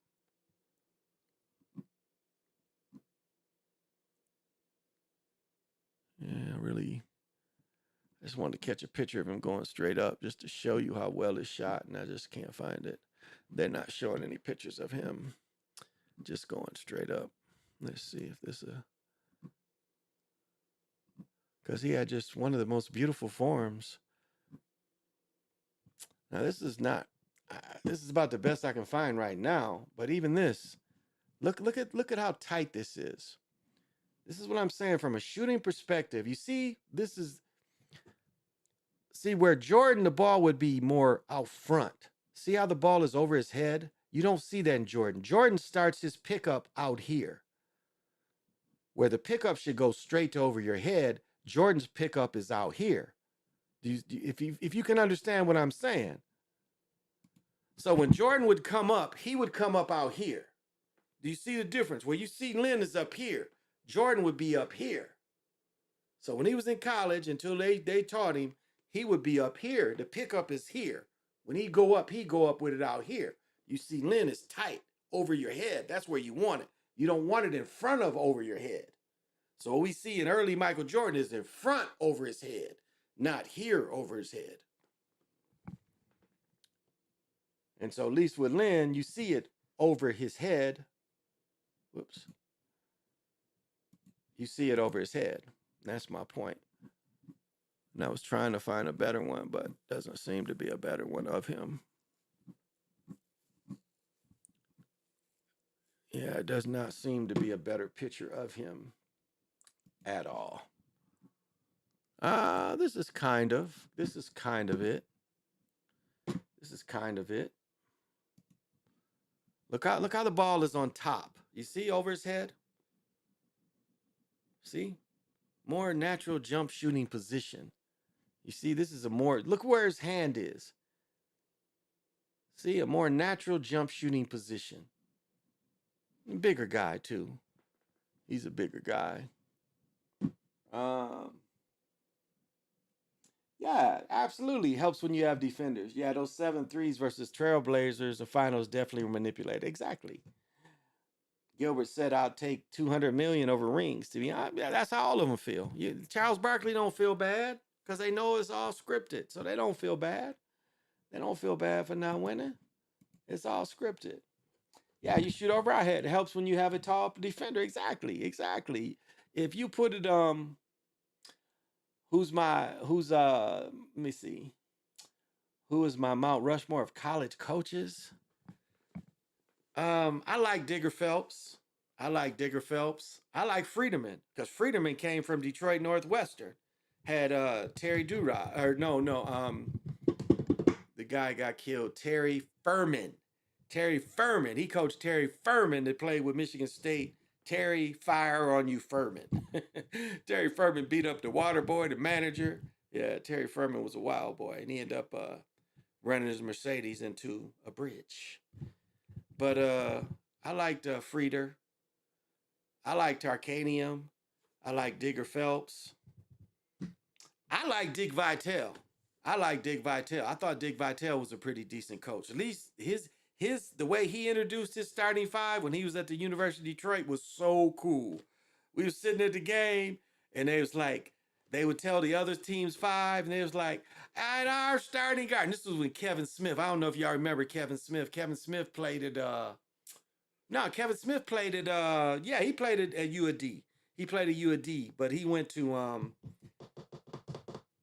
I think he went to Birmingham Brother Rice. Kevin Smith hit a Magic senior year because Magic didn't win the high school championship to his senior year. He lost in 9th, 10th, and 11th grade. His senior year, they beat Birmingham Brother Rice. But Kevin Smith hit a shot at half court that tied the game and put the game in overtime. So it was a harder time for Magic. But Kevin Smith ended up going to UAD. Dribbled real high, kind of like I did, dribbled real high.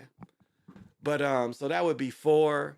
And yeah, I guess that's my 4. Digger Phelps, Dick Vitale, Bill Frieder, and Digger Phelps, Dick Vitale, Frieder. Yeah, I guess that's my 4. Guess that's my 4 that I liked. John Wooden, I'll throw John Wooden in there too. Because John Wooden was a good coach. John Wooden kind of invented the press that people still run, the point press. So yeah, I guess I'll throw John Wooden in there too. I know Bill Walton talks about his pyramid, but that's, Illuminati shit, really. If you look at it, it's some regimented shit. But innovative to put the press in against people and had a smaller unit and made the press successful. Yeah. And all them games is manipulated. Them 8 in a row that they won, like Boston, because, the world loves dynasties. And so is it think about what they did to make basketball popular. They gave you the Boston Celtics and the Lakers, and they gave you UCLA.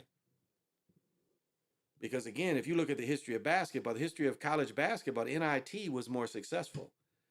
As I said before many times, Jalen Rose's daddy, Jimmy, I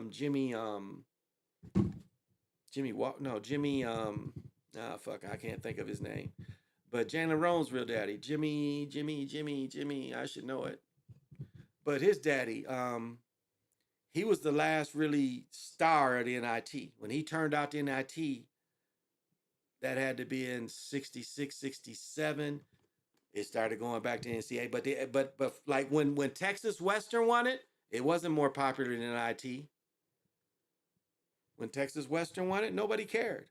When Loyola won it, because the year before, Loyola had 4 brothers and 1 European. They won it. Nobody cared. Oscar Robertson lost his championship in NCAA, But then his team won it in what? The year after he went, his rookie year in the NBA. Cincinnati won it. Nobody cared. It was the NIT. Was it Jimmy Walker too? Was Jalen Rose real name? Daddy's name Jimmy Walker too? I'm old man and Jimmy. Yeah, it was Jimmy Walker. Yeah. His daddy's name was Jimmy Walker. I think he went to Providence. But look up that how that the NIT used to be what people wanted to see. It was in New York at the Madison Square Garden. Didn't nobody care about the NCAA. It was NIT. And then it wasn't until, because it didn't take away when UCLA won their second championship, nothing changed. And I really watched, nothing changed. NIT was still more popular. Wasn't until Kareem came, Lou Alcindor came, and that's what made it change. And really, even then it hadn't changed much, but Walton was really when the whole country loved it. And I said before, Tommy Curtis played with Bill Walton. You look at number 22 for that UCLA team with Bill Walton. You got Mike Warren. Well, Mike Warren was with Jabbar. But if you look at Bill Walton, you got Henry Bibby, but the other guy was Tommy Curtis, number 22. And I probably could find Tommy, but Tommy was on that team. And so my friend, my mentor, he started going to college games. And so that's what, 71, 72? So up to then, the NIT was more popular than that. Now, they killed it. But it wasn't until the early 70s that the Final Four was popular. And then March Madness is not that old. March Madness, I think they made that up in 11, 12 years ago. So, well, guys, I think I'm gonna go to bed. What do you say? Detroit, the Fab Five. What'd you say about they killed it? What'd you say about the Fab Five? The Fab Five, I don't know. I got problems with the Fab Five too, because you had Sam Mitchell, and there was no way Sam Mitchell shouldn't have started. Sam Mitchell was a sophomore, and Sam quit. I'm trying to think when Sam quit, because Sam didn't. And Michael Talley, it should have been Mike Talley, Sam Mitchell, Jalen, Chris, and Howard. That should have been the starting five, not King and Jackson.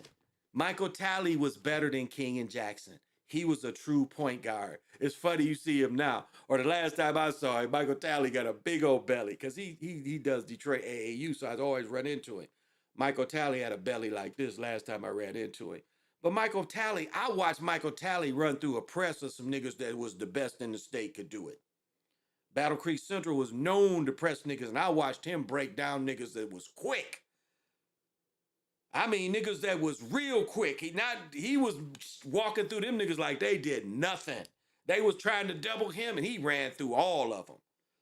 So Michael Talley was a pure point guard. Them other dudes was twos. That's why Jalen was really playing one. Them twos you was really making them the forward. One the big forward, they was one off guard and one a small forward. You made King the small forward. You made Jackson the off guard to Jalen. Sam Mitchell, 6'8", power forward. Sam Mitchell should have been in there. He should have played small forward. Chris could have played power forward. And then you had Michael Talley and Jalen. That was a way better starting five than King and Jackson. King and Jackson wasn't better than Talley and Sam Mitchell. So he was good. I'm not, but remember, Jackson wasn't playing at all. At first, Jackson wasn't even playing. Jackson was about to leave because he wasn't playing, and rightly so. He shouldn't have played. Not in front of Talley and not in front of Mitchell. No way they should have played in front of them. No way. And I know I'm biased about Sam, but Sam could play. Sam 6'8" and could play. Sam started as a freshman the year before. And you telling me the next year he's not better than King or Jackson? And Mike Talley came the year before too. I don't know. I don't mind Chris Webber, Howard, and Jalen, but them other two, they wasn't better than my guys. The guys I like, they wasn't better than them. I'll say that. So that's all I'll say. I'll say not to say they wasn't special, but that team could have been better. And remember, when they played Duke down at Duke, they damn near beat Duke. That's why it made no sense that the championship game was a blowout against Duke, because when they played Duke the second or third game, they damn near beat Duke. Remember, Chris Webber ended up having to shoot a deep jumper at the end of the game, and he missed. They almost beat him, but if he would have had a better shooter in there to give the shooter that shot instead of Chris Webber trying to shoot a three, they had Duke beat. That game was close. They only lost, I think, by 1 or 2 that game. If he'd have hit that three, they'd have won. So I think they end up losing by 2 at Duke, and then they get blown out in the finals. Come on. That made no sense. We know that's manipulated. In the same way, I said another play. We see the same play. We see the same play that Chris Webber calling the timeout. I mean, come on. You're not trying to shoot. The same thing that Brown. I just talked about what Brown did. Him and Webber did almost the identical thing, not to get the ball to a powerful scorer. I'm Larry Johnson. Let's go Larry Johnson. Larry Johnson one-on-one with Christian Laettner. He passes the ball to Anderson Hunt. You got the college player of the year before, and that current year, and he doesn't take Laettner to the hoop. Now, grant Larry's only, 6'4", 6'5", Laettner 6'11", but slow 6'11". Look up the end of the game when they lose to Duke in the finals. In the finals, I think it was the Western Finals or whatever finals they was in. It wasn't the Final Four. They didn't make it. He doesn't take Christian Laettner. Now, you think that's real? You think Larry Johnson with the ball that he's just, I'm not going to take Christian Laettner to the hoop. He done took the whole country to the hoop. He doesn't take Christian Laettner. Anderson Hunt gets a wild 3 at the free throw line. Anderson Hunt didn't even make the league. Do y'all remember that? Larry Johnson didn't challenge Christian Laettner with 30 seconds to go. Passes the ball. So you think that's real? That's not real. Oh, well, I think I'm going to go. Yeah, it's almost 4 a.m. I ain't really got shit to do. I'll say this, it was interesting seeing a picture of Jimmy King and Jalen. Jimmy King was a little taller than I thought. Tom Izzo. Yeah. If I took Tom, though, I would have to take Magic's coach, too. If I took Tom, I'd have to take Magic's coach. What was Magic's coach name? Yeah, I guess Izzo was. I like Izzo, too. But what was the coach before Magic? Because Izzo worked for that cat. So I'd have to take him, too. It'll come to me in a minute, that coach. Because that coach had Terry Furlow. That coach had a lot of good players. Ralph Simpson, I think that coach was there when Ralph Simpson, not Ralph Sampson, Ralph Simpson that played in the ABA. As I said, Terry Furlow, he recruited Greg Kelsler, that other coach, recruited Greg Kelsler. Trying to think of all the other good players he had. Yeah. Oh, you met Jerry King, Jimmy King? Yeah, Judd Heathcote. Yeah, Judd. If I'm going to put Izzo in there, I got to put Judd in there, too, because Judd was a good coach, too. So I put Judd in there, too. Yeah, I'd have to put Judd in there, too. I like Judd. So I guess, I like Digger Phelps. But, yeah, I like Tom Izzo. I do. That team he had that won the championship wasn't a great team. And he again, manipulated, but the way they played. Actually, it'd have been a lot easier. Cleves broke his foot if people forget that Cleves was probably not quick as Iverson, but a little bigger player, very similar. Great athlete. Cleves was a great athlete. Cleves probably could have played college football. He was a quarterback in high school. I think they won state. Yeah, but Judd would probably be in there too. I like Izzo as a coach. Judd too, though. Yeah, Judd would be in there. Yeah, Judd, I will put Judd in there. I'll probably put Judd over Dick Vitale. I only like Dick Vitale. I didn't even tell the story about Dick Vitale. I'm sorry. So Dick Vitale, we are sitting in the game, and we're just sitting there, and the place goes dark. And they say, and the point guard, and they said Steve Smith, and he was sitting upstairs, in the upper deck. And so the camera goes, and the camera shines on him. And the camera stays on him until he runs on the court. And then they go, and the other guard, and the spotlight's going crazy. And then they, maybe on the first level, there is one. And then the camera. So I thought that was so cool. They had all of them sitting in the stands. And when they got introduced, they got up and ran down to the court from, if you was up top, you had to come. So I thought that's why I like Vitale. As a coach, he really wasn't a great coach. So I guess I could take Vitale off. But I like the way he introduced his players. That shit was cool to be around. To see that shit live, that shit, Kevin Smith, that was his name, Kevin Smith, not Steve, Kevin Smith. That shit was cool to see live. And I had never seen anybody else do that. But way the motherfucker came out the crowd, but Kevin Smith was the captain, and he's like up top and shit. The crowd is going crazy because he's running through the crowd, giving people five and shit. That shit was hyped. And by the time that last player was called, Cobo Arena was going crazy. Yeah, the place was going crazy. Everybody screaming and yelling. So, John Thompson. Yeah, that's a good point. He had such a short run, though, really. Thompson had a short run. I wouldn't put Chaney on the list because Chaney mishandled my cousin Mark. Because he let Mark shoot him out winning the championship. Perry was the man, and Duke had nobody to deal with Perry. And instead of Chaney coaching, telling Mark to get the ball to Perry, he let Mark shoot him out the game. Now, when Mark was a senior, Mark had a nice run, but I'll never forget the way he coached, because I think Mark and them, Temple made the Final Four when Mark was a freshman. Perry was destroying Leitner. And he let Mark shoot all them damn shots and shot him out the game. So I don't know if I'll put Chaney on there. I don't know. That gives me a bad taste in my mouth the way Mark shot him out the game. And he let him. That was poor coaching. That was, again, it's all scripted, but that was a poor script. Because they was getting the ball down to Perry, and Perry was killing Leitner. He was poking it on him, blocking his shot. Leitner was shook.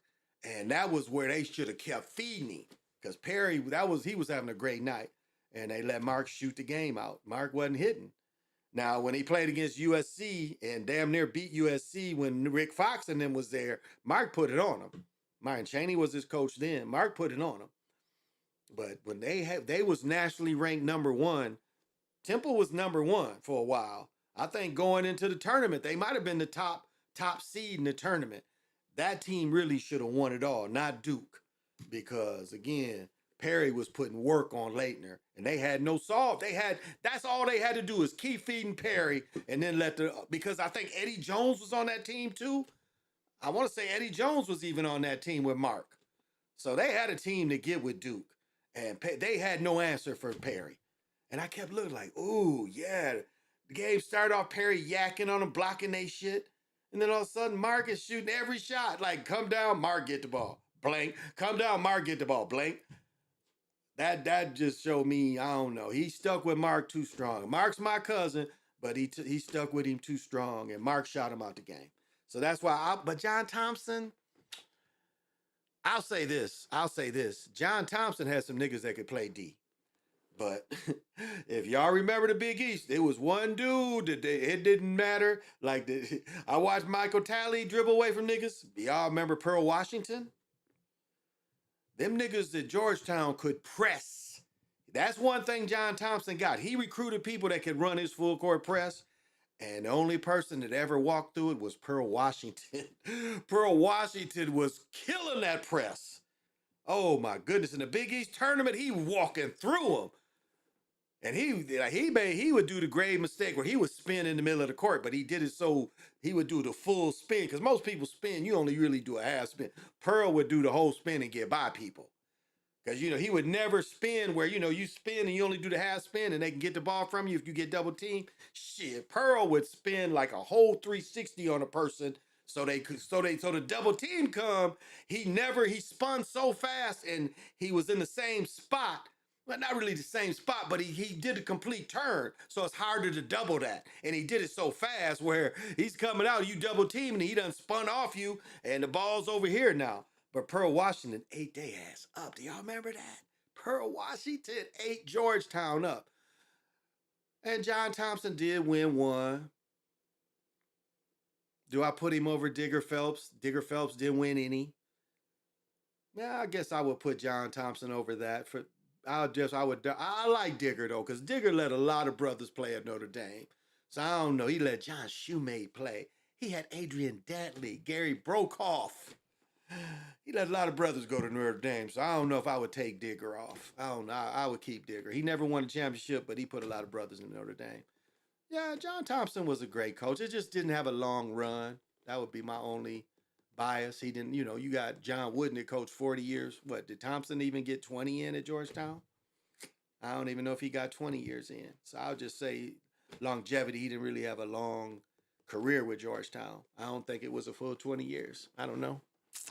Jimmy Boeheim went to high school with Derek Coleman. Oh, did he? Okay. With Derek Coleman. Yeah. Jimmy Boeheim. Okay. Yeah, Derek Coleman was out of Detroit. He missed. Remember, he missed the shot.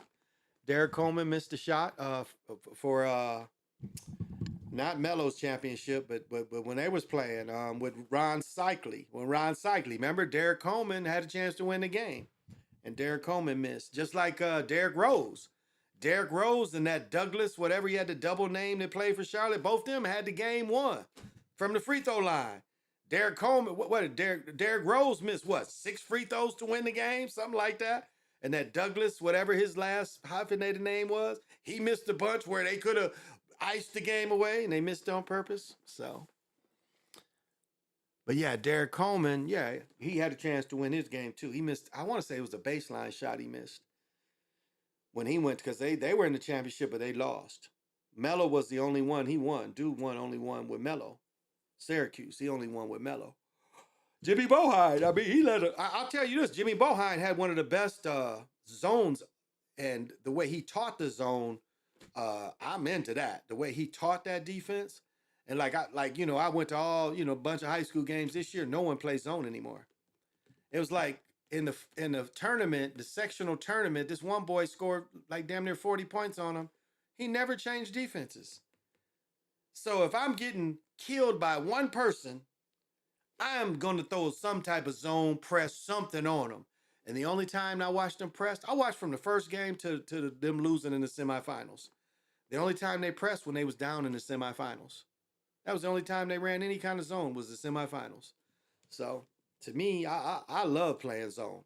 Now I know, it's lazy basketball, but again, you got to give teams different looks. You can't just give them the same look. If a dude is killing you, you can't give him the same look every time. If I'm playing man on man, he's killing everybody I'm putting on him, I'm going to throw something else out there to make him do something different. In that particular game, the dude jumper wasn't hitting. So if they'd have threw a zone, the game wouldn't even been close. But Sherman Douglas. No, it wasn't Douglas.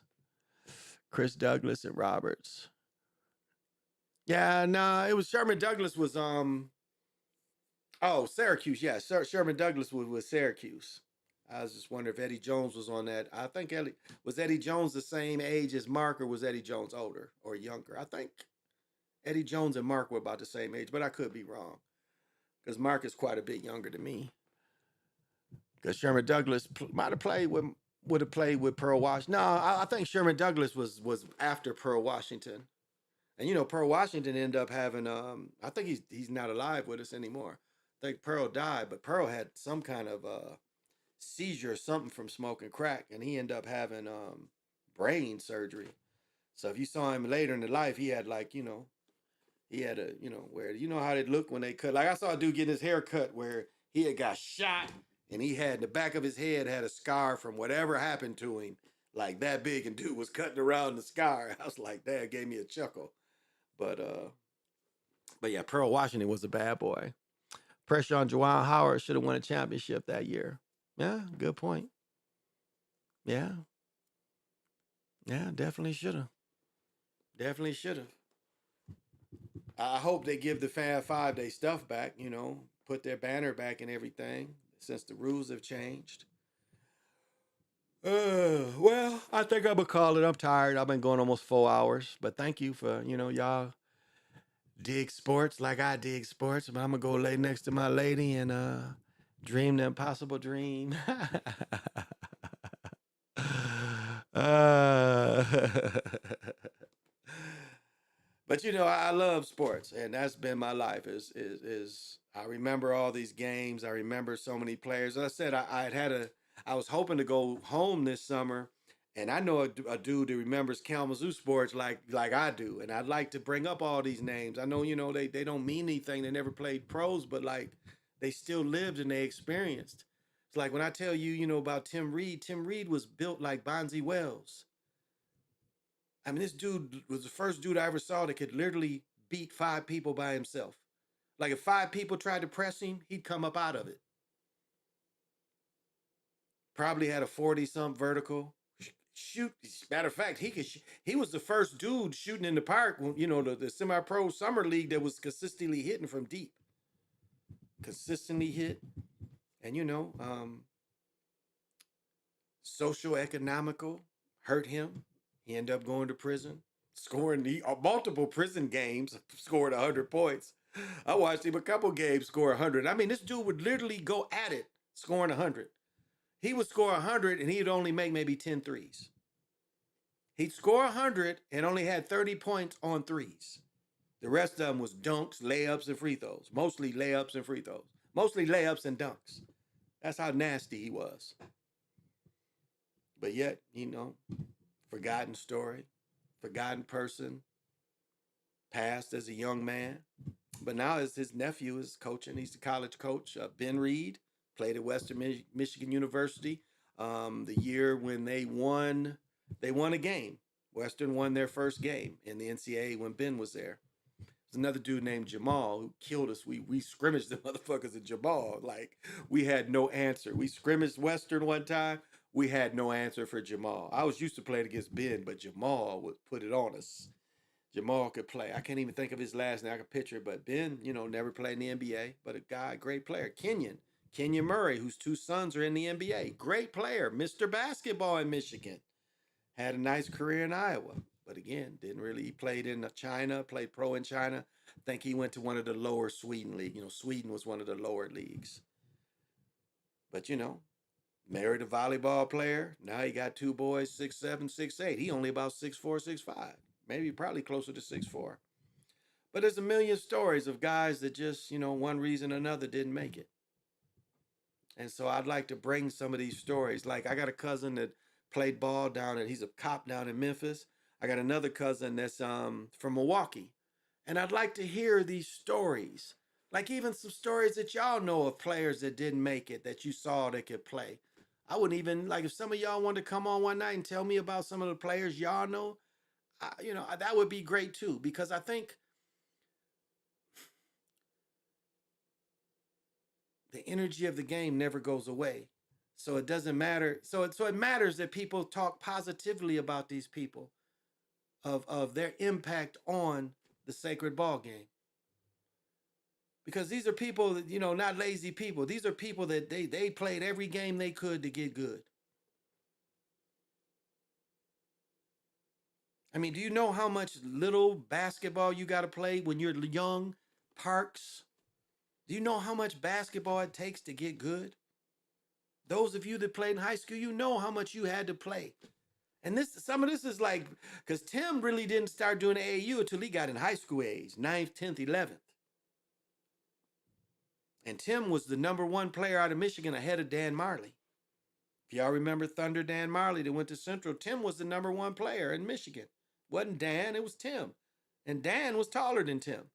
But Tim was the #1 player in Michigan, Tim and Dan. Dan Marley was 2, Tim was the top player in Michigan. That's why they played AAU together. But there's so many other stories of brothers. I know PJ tells his story of him playing. So there's so many stories out there that I would like to hear, these stories of these forgotten people. And you know how they did contribute when they could.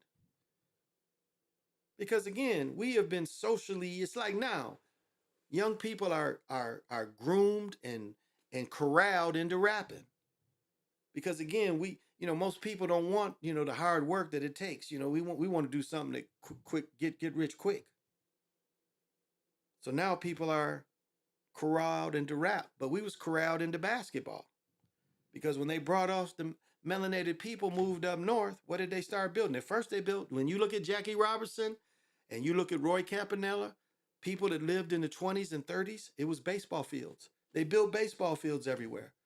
When we had the first migration that go up north, the first sport they was really introduced to was boxing and baseball. Boxing and baseball. That's what melanated people were introduced to. Then when the projects go up in Chicago, what's outside of it? 5, 6 courts. What do you think the Rucker is? Do you think the Rucker is in a good part of town? No, they started building these courts when they put these projects up. Again, that's corralling you. That's saying, you don't want to be a doctor, you don't want to do anything else, you just play ball, that's what we want. And a lot of us got caught into that. Had a little success in high school, junior high, high school. We got corralled into it. All right, well, I can't do no more. And thank you for hanging out with me. Can't wait to see how Imani Bates pans out in the NBA. OG, what city has the best kids that ball? West Coast, East Coast, or Midwest? It's funny. It's funny. And I've told some of this story. It was like the Kalamazoo game was really to beat somebody by the dribble. Now, a lot of what my generation was, it was beating somebody on the dribble and then spin off them. That was my favorite move, spin off somebody. But when you went to Isaiah, Mark Aguirre and them, it was beating somebody off the dribble, but a lot of crossover beating them off the dribble. If you follow me, it's beating person off the crossover to get to the basket. Where, the people from my area, we was trying to beat you baseline. Even though I wasn't that tall, the way I could jump, I played like a small forward game. So I'm trying to go baseline. I'm mid-ranging you all day. Now, what's really funny is when I went to A&T, I got to see more of people's games. And it was like California cats. Like I remember when I went out to California, I was like the super Bogart person. I'm hooping with people, 6'8" dudes calling punk ass fouls. I'm like, no foul, you a punk, talking shit. So it wasn't as physical. When I went to California, dudes didn't play as physical. Here's a perfect example. It was a boy that was supposed to be as a 10th grader. He was like in the top 10. He comes to Battle Creek Central. We start playing pickup ball with this dude. This dude, he couldn't deal with contact at all. But again, in California, they did not seem to play as physical. So it seemed like in Michigan, we played a little more physical. Chicago was very physical. I mean, if anybody did pick up in the mid 70s in Chicago, very physical type of game. And I would even say Michigan was we were more physical than other places. And then when I went to A&T and played with football players, I mean, I had no chance, but no choice but to be more physical because I played with dudes that was a lot more physical. Because when we would just play 5-on-5 with football players, I'm playing with, these dudes that's a lot more, and it helped my game because I became more physical. But like dudes from Atlanta, I remember Doc and what's his name was from Atlanta. And it was funny. There was like no signature thing they really did. Like nothing they really did was really great. They was just hustling kind of basketball players. Now, the New York cats I ran into was all taller dudes. Joe Binion, Royster, even the Bird, James Sparrow. These all New York cats that was all taller cats. So Sparrow was probably the tallest at 6'6", shortest at 6'6". All of them had a small forward game. Even Joe Binion being at 6'8", he had a small forward game. Joe would get you 15 rebounds, but Joe could drop 25. But the New York, like Royce, Harold Royster was the same way, but he just wasn't. He wasn't as good a scorer as Joe, but the game was almost the same. And then you went to James, the Bird Sparrow, better shooter than Joe was, not as tall, better playmaker because he kind of had a little magic in him. He was around Magic's age, James the Bird Sparrow. Now, the first pure shooter I saw from down south was Machine Gun Kelly. I think his name was Terry Kelly. That nigga dropped 44 on Joe and them, and he made them A&T guards like they was shit. But he was just a pure jump shooter. Didn't play defense. That's why he didn't go to the NBA. But that dude from if 3-point shot would have been in the MEAC, then that dude, I think his name was Terry Kelly, but everybody called him Machine Gun Kelly. But I think his name was Terry Kelly. That dude. I mean, his jump, and he was like Lloyd Free. If y'all ever saw Lloyd Free, that nigga jumped the highest on his jump shot anybody I ever saw play. I mean, Lloyd Free the highest he could jump was on his jump shot every time. And that cat was like that. Like when he's shooting from 25, 30 feet, he's up in the like he's high as he could jump and consistently hit. But I think that nigga's name was because he ended up working like it was funny when I was reading the article about him. I was working for the water department in Greensboro, wherever he was from in Texas, he was working for the water department. So I always thought that was funny. So I just thought like a lot of guys wasn't as physical. That was the biggest difference. I still thought the best ball was in the Midwest. Again, I had Magic coming out. Magic came out. Kessler came out. Mark Aguirre came out of Chicago. Isaiah came out of Chicago. Trying to think. There's a bunch of what's his name?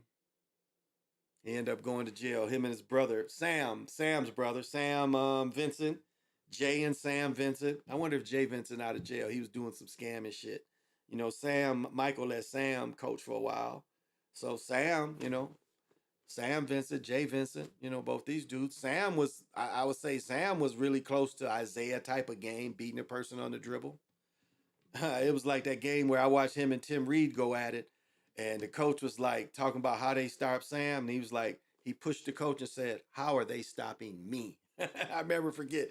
Tim was in 10th grade and I think Sam was a senior. And I remember we all watching, we sit in the stands and he's like, "What are you guys gonna do?" And he pushed the coach. He's like, "What are they gonna do to stop me?" This boy was 14, 15, but again, he was 6'3", So him and Sam put a show on. And I think they beat Sam and then beat Battle Creek Central in overtime, but Tim, they went back and forth. It was a great game. So I don't know. I mean, I got that again, following Magic, I kind of like I said before, when I watched James Worthy played like Magic when he was in high school and college. James Worthy was bringing the ball down, trying to run the break and dish like Magic. That was his game the year before Michael Jordan came. Then when Michael Jordan came and then Perkins came at the same time, he changed his game to more low. He's more of a wing player. But up to that point, James Worthy was the man. He really, it was James Worthy that won the championship. It wasn't Mike.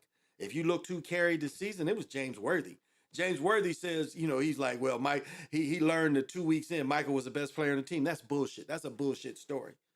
James Worthy carried that team that Michael hit the last second shot. Mike could only hit the last second shot because James Worthy was putting work in on him. And so that wasn't Mike, that was James Worthy won that championship. Mike hit that shot, but the person that carried them at a high level all year was James Worthy because people couldn't deal with James Worthy. I think he was player of the year that year. It wasn't Mike. I think James Worthy was the player that year. Might have been Patrick Ewing as a freshman. No, it was probably Ralph Sampson was probably player of the year. But James Worthy, that year they won it. It was James Worthy that won it, not Michael Jordan. So that's Cap when he talks about, if you see James Worthy say, Mike was the best player after 3 weeks. No, he wasn't. The stats don't prove that.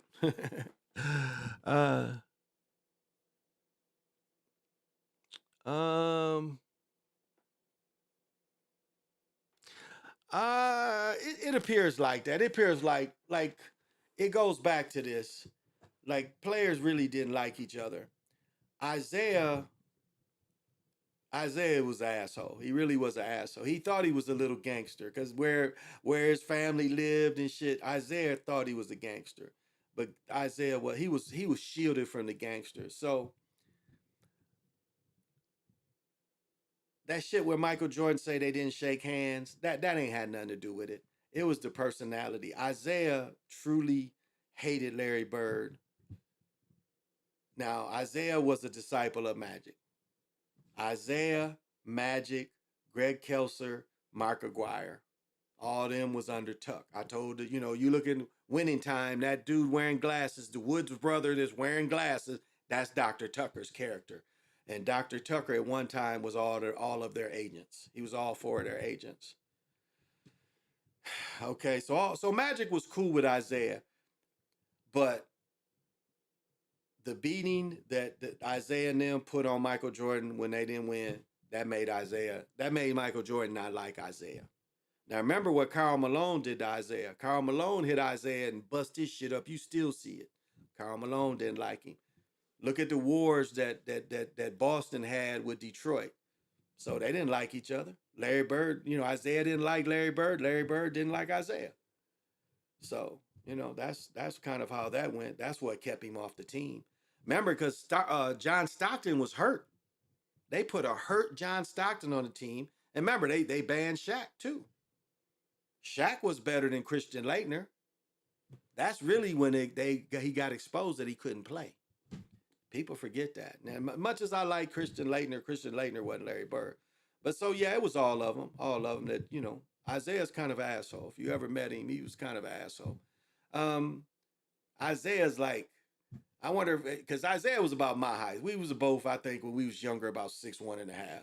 I'm still 6 foot. I done shrunk about an inch. I wonder if he shrunk. Because we was about the same height. I went to camp. I met Isaiah, I was in 7th grade, 8th grade. We was at camp. If you see Winning Time, it says, the name of the camp was Dr. Tucker's. It was Dr. Tucker's basketball camp.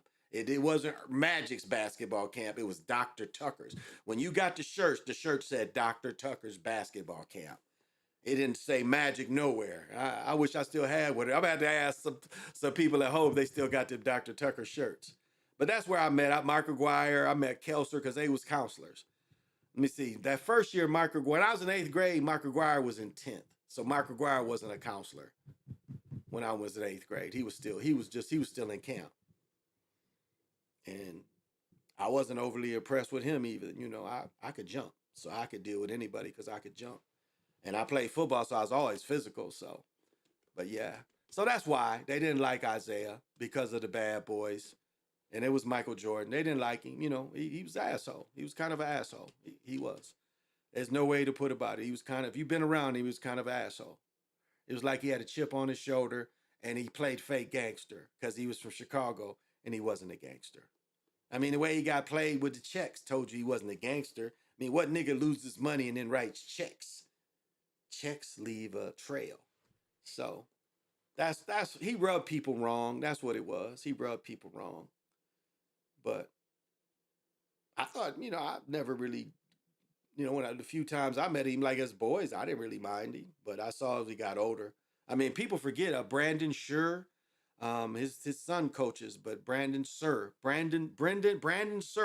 Look up the film where Isaiah is choking the shit out of him. You think Isaiah, will they call some call and he comes to the sideline, he starts choking. I wonder if we can find that.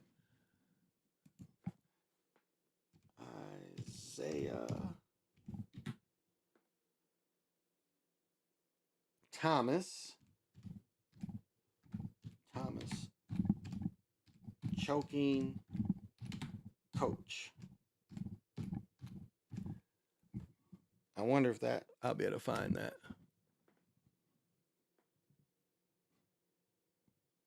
This might be it here. Let's see. Oh yeah, this is where he does it. I think this is it. Let's see. This might be it. This might be it right here where he chokes. Let me see. This is where he chokes Brandon Sir. Right there. It is it. Yeah, this is it. Okay. How do you make this shit go back? Okay, here we go. All right, here we go. This is where he chokes the shit out of Brandon Sir. Watch this. I watched this game live. Watch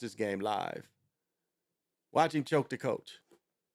And this kind of shit is why they didn't want him on the dream team right here. This kind of shit.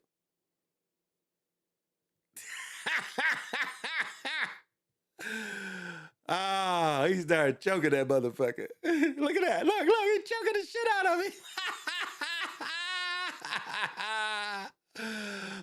He choked the shit out of him. He wanted to fight Bill Cartwright. This nigga is steaming. He's steamed.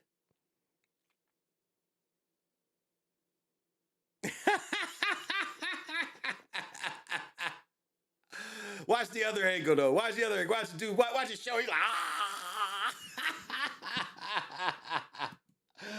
oh. So that's the kind of shit why he didn't get into the Olympics, was that shit right there. That shit right there is why he didn't get into the Olympics.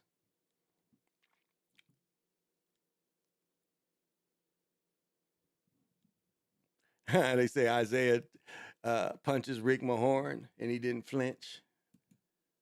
I like Rick Mahorn. I met Rick Mahorn a few times. Rick Mahorn was a pretty good dude.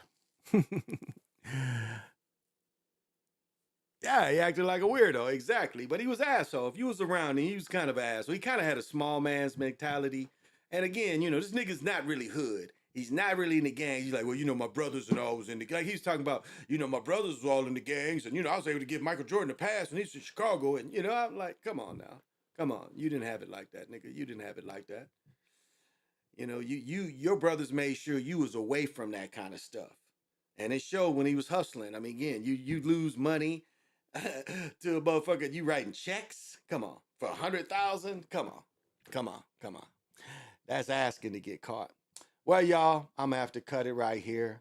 Thank you very much for engaging with me, an old man and his old stories.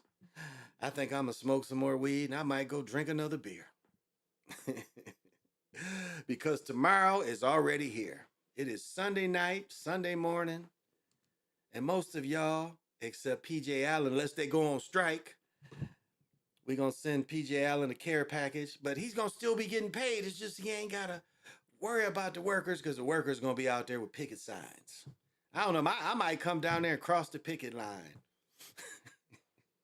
Let me work on some motors. Like, nigga, you know what to do? Yes, I do.